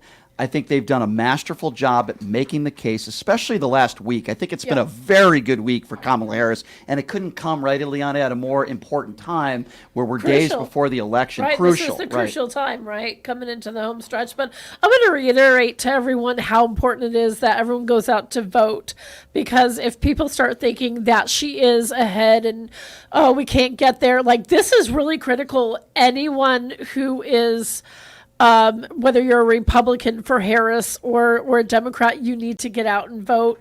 Take your 18-year-old if my cousin is voting for the first time in her life, and and her mom's like literally taking her and helping her through the process. But this is so critical. Like all friends, family, make sure they vote. I concur. I agree with you 100%. And whoever's voting for Trump, like, you can wait. You can wait till January 5th, please. Listen to your orange turd leader. Please vote on January 5th. Let's go to Linda. Linda is next on PTL. Hi, Linda. Thanks for calling in. What's on your mind? Hello there. I'm a first-time caller. Thank you for taking my call. Well, thank you for calling in. I personally am ecstatic that Trump's little comedian made the comments that he made, because I believe there were a lot of undecided Puerto Rican voters. I'm Puerto Rican. Mm-hmm. There were a lot of undecided voters that he just pushed over the edge, because one thing about us, we are some proud people, very proud people, and we love our little island of garbage, as he called it. Yeah. Well, I got to tell you, I've been to Puerto Rico, and I think, complete to contrary, I think it's beautiful. There's a lot of beautiful people and hardworking people. And what's even worse, Linda, as you know, it wasn't just the disparaging comments that were made about Puerto Rico. There were disparaging comments and racist jokes about black people, about Jews, about Muslims. I mean, they offended everybody except white right-wing evangelicals. And the fact that Donald Trump didn't disavow only can lead me to believe one thing, especially based on his history, that he endorses it. Now, he won't say that, but he does. He endorses it. He says it by the fact that he has it at his rallies. So, yeah, he absolutely endorses Linda, it. And there are a lot of people like Linda in this country. But Puerto Ricans are Americans. Like, why are we acting like it's another country? Like, it's a joke. But you have to remember, he didn't know that. He's so stupid, he probably doesn't. He was so dumb. Remember, in when he was in office the last time, I don't even think he understood that Puerto Rico was part of the U.S. You know what, Brian, I have a question for you, because I just found this out from my mom yesterday. I had no idea that if you live on the island, even though we're part of the U.S., that we can't vote. That saddened me. Well, there's a lot of things that sadden me. First of all, if you're a convicted felon, you shouldn't be allowed to vote, let alone run for the presidency. That saddens me as well. Donald Trump couldn't get a job at McDonald's, yet he's allowed to run for president of the United States. What type of country are we living in? Yes, I think anybody in Puerto Rico should be allowed to vote. I'll be honest. If you're not a legal citizen, I don't believe you should be allowed to vote. I believe if you're a felon, you shouldn't be allowed to vote. But other than that, it should be fair. And Puerto Ricans are Americans. Lower the age to 16. I think if you're 16 years old, you should be allowed to vote. I know there's going to be a lot of people that are going to disagree with me on that. I think if you're a sophomore in high school, and by the way, there are many sophomores in high school that are far more intelligent than a lot of these MAGA buffoons out there. I'm raising a couple of them, yes. Yes. So that's just my opinion. Well, thank you so much for calling in, Linda. Wait, I have one more thing. Sure. I have one more thing. Sure. I have one more thing, if I can. Sure. I honestly believe that the reason why he keeps making the comments about once he gets in office, he'll be able to stop the war with Putin, with Russia, I honestly believe that Trump has made promises to this man. I agree. I think what it is, he can say that, and he probably would stop the war, because then now he's gonna allow whatever promises that he made to Putin to fall through once he becomes president. But I mean, he's not going to be the president. Kamala is, because we're going to get her in there. Let's definitely hope so, Linda, and I echo that. Thank you so much for your phone call, and I think the opposite of people like you, and I think the opposite of the statements that were made at MSG. The Puerto Rican people are wonderful people, hardworking people. Puerto Rico is beautiful. This country is not a garbage can. Puerto Rico is not a garbage can. We're taking out the garbage, as Michelle Obama said on Tuesday. Take the garbage out on Tuesday, and hopefully it will be the end of MAGA world. Number to call if you want to be a part of the program is 702-221-7283 is the number to call if you would like to be a part of the conversation. All right, I think next up we're going to Tracy. Tracy is next up on PTL. Hi, Tracy. Thanks for calling in. What's on your mind today, Tracy? Ryan, how you doing? Good. What's on your mind, Tracy? I'm a little scared. I'm a little scared that he might pull it out with all his crap, and that terrifies me. Well, that's a normal feeling. I thought you were going to say you were scared because he threatened to take his shirt off, but I was wrong on that one. Listen, Tracy, Tracy, you are very normal in having that feeling. Not that I know what normal is, but that's a very normal response. I'm with you. I'm scared as well. I'm scared what this country is going to look like if Trump wins. But, Tracy, I have a good feeling about what's going to happen on Tuesday. I've only been wrong on one election, and that was in 2016 where I predicted Hillary was going to win. I've given my prediction already. I said I would do it a week out. I do believe Kamala is going to win in a close election. I'm not ready to say it's a landslide, but let's wait and see what happens. There's a part of me that has a little bit of a feeling that it might be a landslide, like people are saying. I hope so. What a wonderful day, right, ladies? Gosh, that would be for the country if we make a statement. And it's not just Kamala Harris who will be the first female president, but if she conquers Donald Trump, and it's not even close. It'll be a rejection of him and everything he stands for. That's my hope. Well, as Donald Trump said, too big to rig, right? Too big to rig. Let's say Kamala, 20 million more people come out and vote for Kamala. Well, he's already starting, so I'm wondering, they just filed that lawsuit, right, in Pennsylvania, so yeah, I'm wondering if they're seeing that he's behind, and that's why he's already. People say that God, saved Trump from being shot and killed. Yeah. I believe that if he was saved for anything, it was so that he could see bars. You know what? That's a very good point. And guess what? I'm going to echo that. If Donald Trump ends up going to jail, I'm going to say it was a gift from God. I would like to think that God... I will get a reverend to come in this show, and we'll start praying together and preaching and praising the Lord if Donald Trump ends up going to jail. What do you think about that, you right-wing evangelical idiots? You freaks, you right-wing evangelical freaks, you who call everybody else sinners. You freaks who buy the Bible, the $60 Trump Bible, you morons, you who attack women, who attack the gay community. Let me be very clear. For you right-wing evangelicals that judge everybody else, screw you. Go fly a kite. And when Donald Trump goes to jail, why don't you all go to jail with him? You jackasses, you. 702-221-7283 is the number to call if you want to be a part of the program. Tomorrow I'll tell you how I really feel. Let's go to Charlotte. Charlotte, I believe, is next up on PTL. Charlotte, thank you so much for calling into PTL. I forget to tell people where they're calling from. Charlotte, where are you calling from? Or ask people. I'm calling from Nashville, Tennessee. Tennessee. Oh, I love Nashville. Nashville's awesome. Love Nashville. Thank you for calling in, Charlotte. I don't agree about a lot of the politics, but I have to say I stayed up. I was awake Sunday night.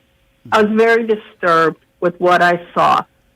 And I have come from a kind of a unique background. My mother lived in Czechoslovakia in World War II. My mother was placed in a camp. Wow. Her father was forced to be a Nazi soldier, which was killed on the Russian front. My father was in the military. My father was a Gold Star recipient. Wow. My father volunteered for Vietnam twice, so some young kid would not have to go in his place. Wow.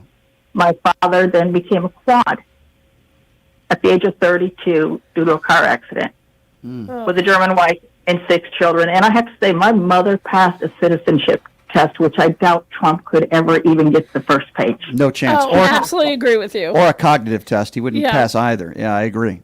But my dad did more with what he didn't have than most people do with what they do have. He helped veterans before the internet with PTSD. They just started showing up. He helped the dog handlers to make sure the dogs come back because he and a German Shepherd were in Vietnam. He was a Bronze Star recipient. I was raised with honor. He sent a letter to my class that said if he had to give his life so that his children would not see this in America, he was willing to do that. So can I ask you this then? It sounds like Yes. you have a history of a family of a bunch of heroes, which I'm very grateful for. Well, what goes through your mind? you. What goes through your mind when Donald Trump craps on our military, when he suckers and losers? I don't respect him because he was captured. What goes through your mind? I am incensed. I cannot even believe we had World War II. Americans fought and died for this, and today we have Americans that are putting this on a pedestal, praising it and voting for it. Yeah. It makes me livid. My dad was also a quad. My dad was handicapped, but I'll tell you what, he did more for this country than Trump ever could, and for him to mock the veterans, the handicapped, my little mother, who's going to be 89, calls her representative and says, I hope I don't live long enough to see our flag replaced with a Russian flag, and has told me if he gets in, you need to be quiet. Because they will come for you. Well, guess what? For everything that your family has gone through, my dear, and risked their lives for this country, if Kamala does win, it's in honor of members of your family who risked everything so that we have the freedoms for me to go on the air. We have the freedoms to call out lies and bigotry, and we have the freedom to go to that voter booth, and I'll repeat it once again, take out the trash. And I hope that you can call me back next week, and in the name of your family members that risked it all, we can celebrate in their name and hopefully get the first female president in the history of this country. Dear, thank you so much for your call and your sacrifice of your family. Wow, it sounds like you have a lot of heroes in your family, and I really do appreciate that. 702-221-7283. Let's see, who are we going to do next? Cassie? Is it Cassie? Casey, that's next up on PTL. Hi, Casey. Hey, what's going on, man? Right here in Chicago, home of the 44th president, by the way. How you doing? I'm doing great. I love Chicago. How are those Chicago Bulls this year? I don't know. We're going to be all right. Once Zoe get himself healthy and once we get the bench back together, we'll be all right. The reason why I'm calling. I was just going to say quickly, it's not like the days of Scottie Pippen, Dennis Rodman, and Michael Jordan, but that's okay. We can't have everything. No. Go right ahead, my friend. We'll never get the 90s back, but I'm going to try to put some calmness to this conversation. What they're fearing is the broadening of America, okay? What you saw at that Trump rally, that was a last-ditch effort to get all of his white supremacists and all of his neo-Nazis and all of his anti-Americans to really try to turn against each other. Mm-hmm. What you saw last night was an entirely different rally. You saw peace. Right. There was 75,000 people there. Madison Square Garden holds 17 to 20,000. Right, exactly. That rally was 3 times as bigger than Wasn't that bigger than here. Can I ask you about that, if I may? She didn't really talk a lot about January 6th, but I think that actually worked in her favor because that speech to me, she looked, to me anyway, so presidential, professional, well-spoken, talking about the future of the country. And I thought she looked great. She looked like a president. And inclusive. It was an inclusive speech. I actually thought, and usually I go the other route, attack Donald Trump, attack him, talk more about January 6th. But I actually think it was a smart strategic plan not to do so. I think it looked so presidential yesterday. Do you agree with that? Oh, absolutely. Yeah. Well, it was more of the visual than the speech. The visual had to show you the last time you guys saw this on TV, our Capitol was literally being attacked. Correct. Which the guys are literally still locked up now. So the speech was excellent. Honestly, me and my mom was watching it together.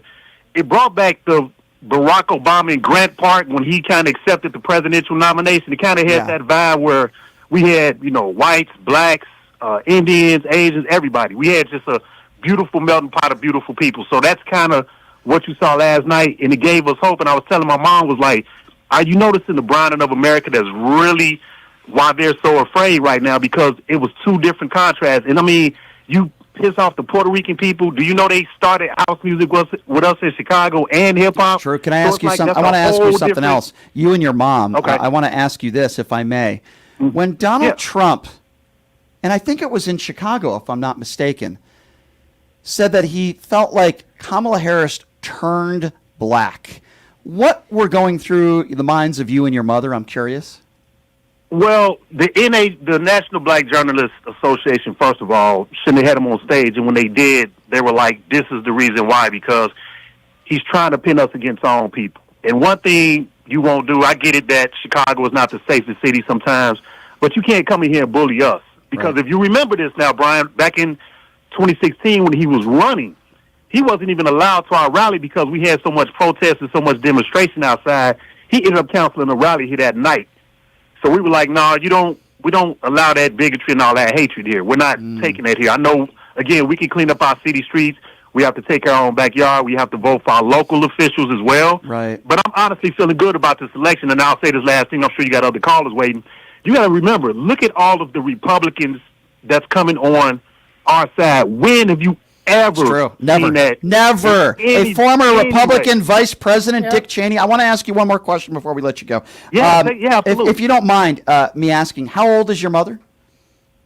My mom is 65 and I'm 50. Gotcha. Okay, so let me ask you this then. What will it mean to your mother if not only we have the first female president of all time, but we have a woman of color, of Indian descent and black, biracial? What do you think that'll mean to your mom if it turns out that Kamala is the next president of the United States? Well, I'm glad you said that because my mom also has two beautiful grandkids that are young black ladies, and one is 3 and one is 4. So my mom said, think about this. If my granddaughter can see a black woman in office at 4 years old, and let's just say she gets 2 terms, that'll be 8 plus 4. That's 12 years. Yeah. She'll grow up only seeing black excellence, which will make her thrive, which will make her, be more successful because she can say, you know what? She watched the Olympics this summer. She saw the heroic athletes win gold and stuff. Right. So just imagine the highest person in office because remember they wasn't born when Barack was here. We was. Right. So for them to experience their first president and being a black woman, that would just change generations. I agree. And again, we're not trying to teach hate out here. We're not doing that anymore. So again, we're not going back and look, I took out the trash already. I'm taking it out again Monday, Tuesday, Wednesday, Thursday. Take out the trash. And I would nothing more trash than to have you call in and maybe even your mother call in if hopefully we get the result that certainly we both want, my friend. And I really appreciate you answering my questions. Thank you so much. Be safe out there in Chicago, and let's hope we get the result we want, okay? Can I just add something? Thank you for the call. I just want to add something. So my son grew up with Barack Obama being president. My daughter too. I will say they're completely colorblind. So they're 13 and 15 now, and they're completely colorblind. They don't like when you say person of color. They don't in their lifetime. There's never not been a person of color ascending to the highest office in the land, so they don't think it's strange at all, and nor do they think it's strange for a female to be right.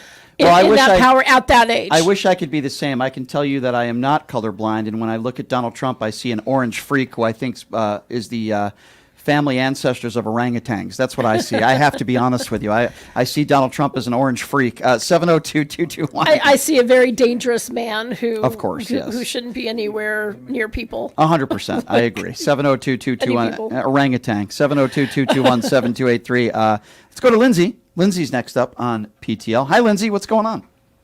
Hi, Brian. I have to tell you, first of all, I love you. Oh, well, thank you. Second of all,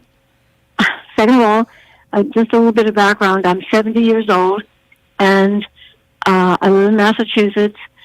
I'm definitely blue, and I'm also a felon. And I have to disagree with you. I think I have every right to vote. I did my time. I am a member of society. You might not like it, but it's a fact. I absolutely agree with you. I absolutely 100,000th agree that yes, once you're out and you've paid your debt to society, you should absolutely have the right to vote. Absolutely. Well, there are certain. Okay, well, let me ask you another question. Then, do you think a felon should be allowed to purchase a firearm, a weapon? Well, I'm on the fence about that. I'm not really so much for the Second Amendment.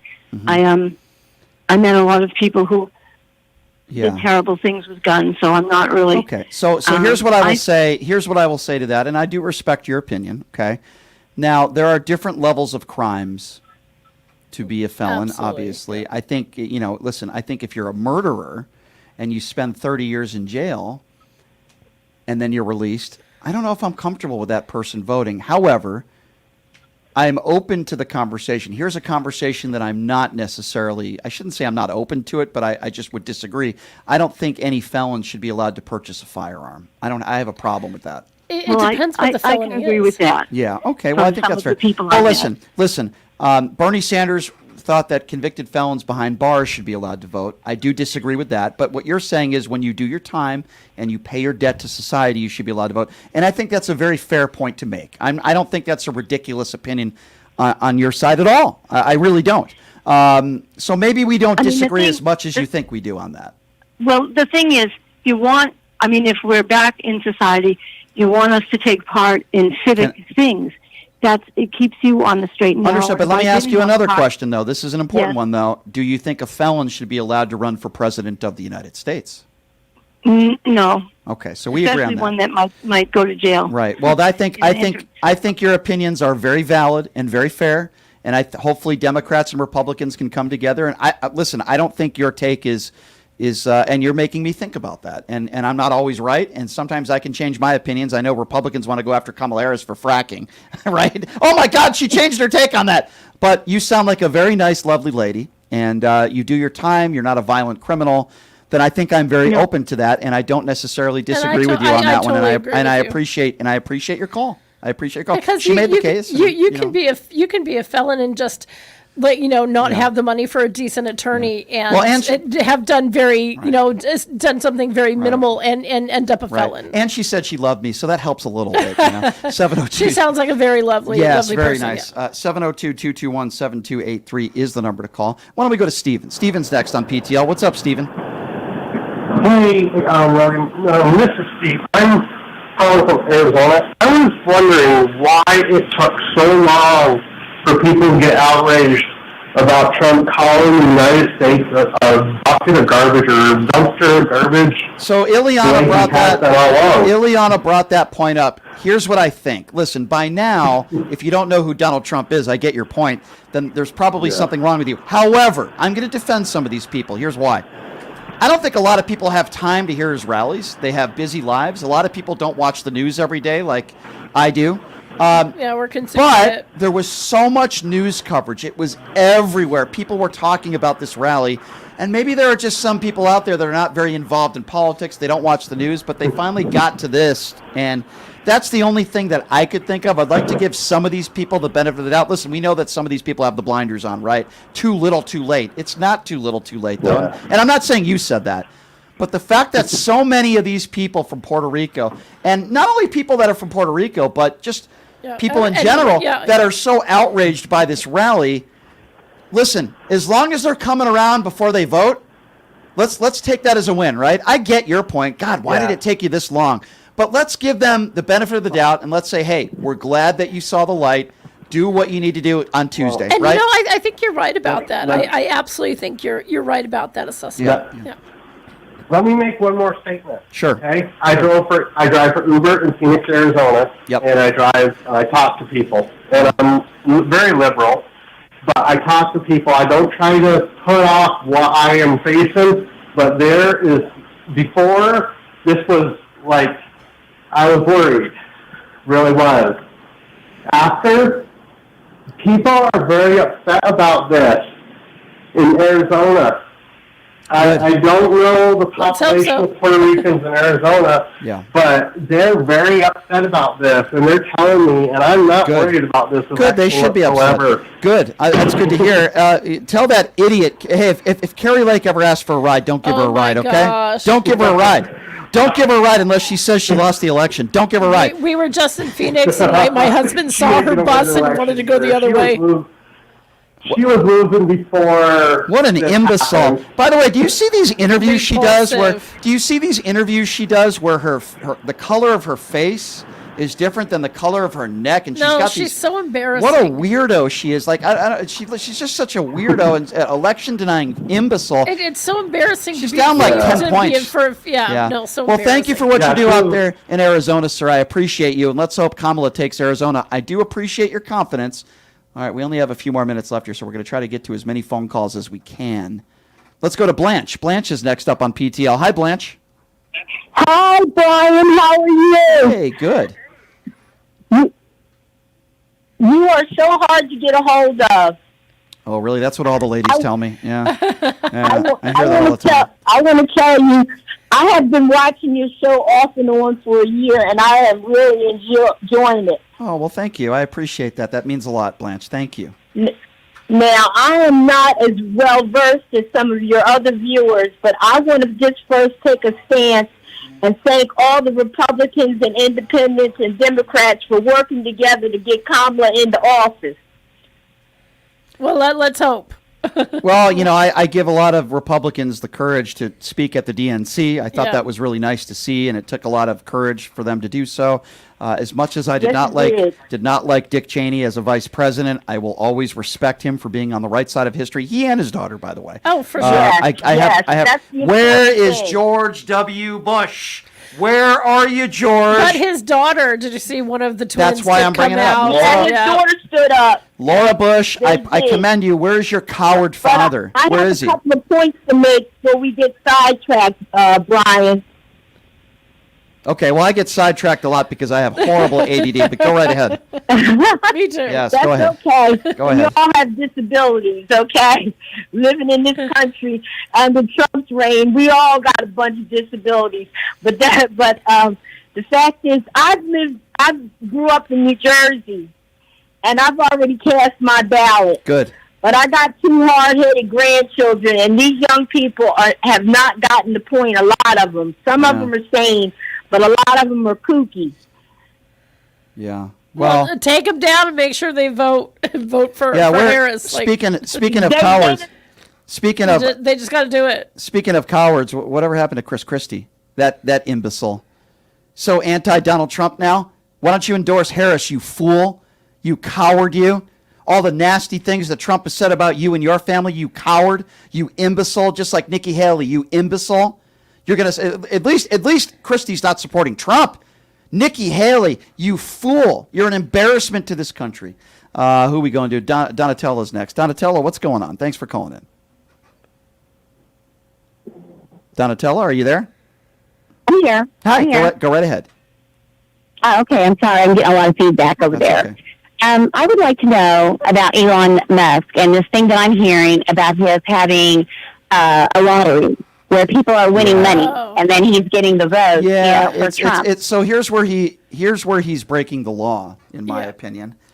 If you want somebody to sign a petition, you can pay them to do that. There's no laws against that. Right. But you can't pay people to vote a certain way. You can't pay people and persuade them to sign up to vote and then vote a certain way. Donatello, that is against the law. Elon Musk is a scumbag. Let me be very clear. Let me repeat that again. Elon Musk is a scumbag, and if you don't believe me, just talk to his transgender daughter. He's a terrible father. He's a terrible person, and I don't care if he's worth $100 billion. I don't care if he's worth $100 trillion. I don't care how much money you have. He is a scumbag. Elon Musk is a terrible human being. Terrible people hang out with terrible people. Terrible people endorse terrible people. Yes, that's right. Elon Musk is a terrible person, and he's endorsing another terrible person in Donnie. Yep. Okay, so that's exactly where we're at. All right, so here's what we're going to do. The next couple days are crucial. Yes. For both campaigns. Kamala Harris is coming to Las Vegas tomorrow. Yep. Jennifer Lopez is going to be speaking at the rally. That's kind of cool. Yep. Halloween night. Going to have some fun tomorrow. I might be a little hungover Friday, but that's okay. Take video. I know you have your beautiful family. And by the way, Ilana has a wonderful yard full of awesome Halloween stuff. I must say, it's very impressive, by the way. Thank you. And you have a wonderful family. And, this is crucial. I'm going to be heading out to an Ocasio-Cortez event today with the second gentleman, Doug Emhoff. And tomorrow, of course, is the Kamala Harris rally. And who knows what'll be in store. What a crazy couple weeks. It's just from a personal standpoint, I've met Barack Obama in the last 2 weeks. I've met Barack Obama. I've had a chance to talk to Bill Clinton. Okay, I had a chance to sit down with Mark Cuban.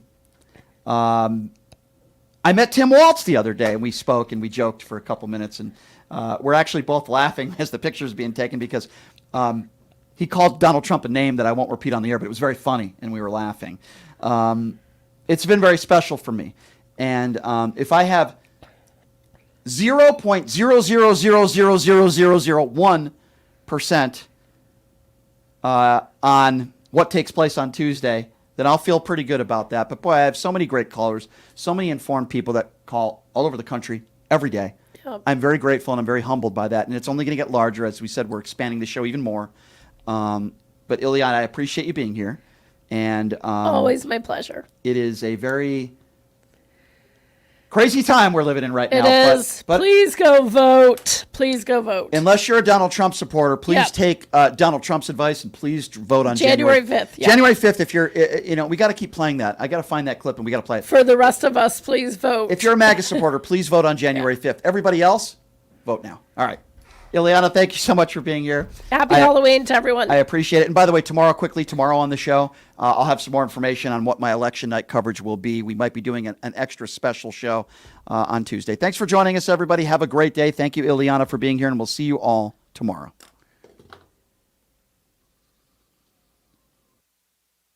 In these uncertain times, we need a leader who puts policy over politics. I'm Ron Quince. I am beyond the bickering and what we see today.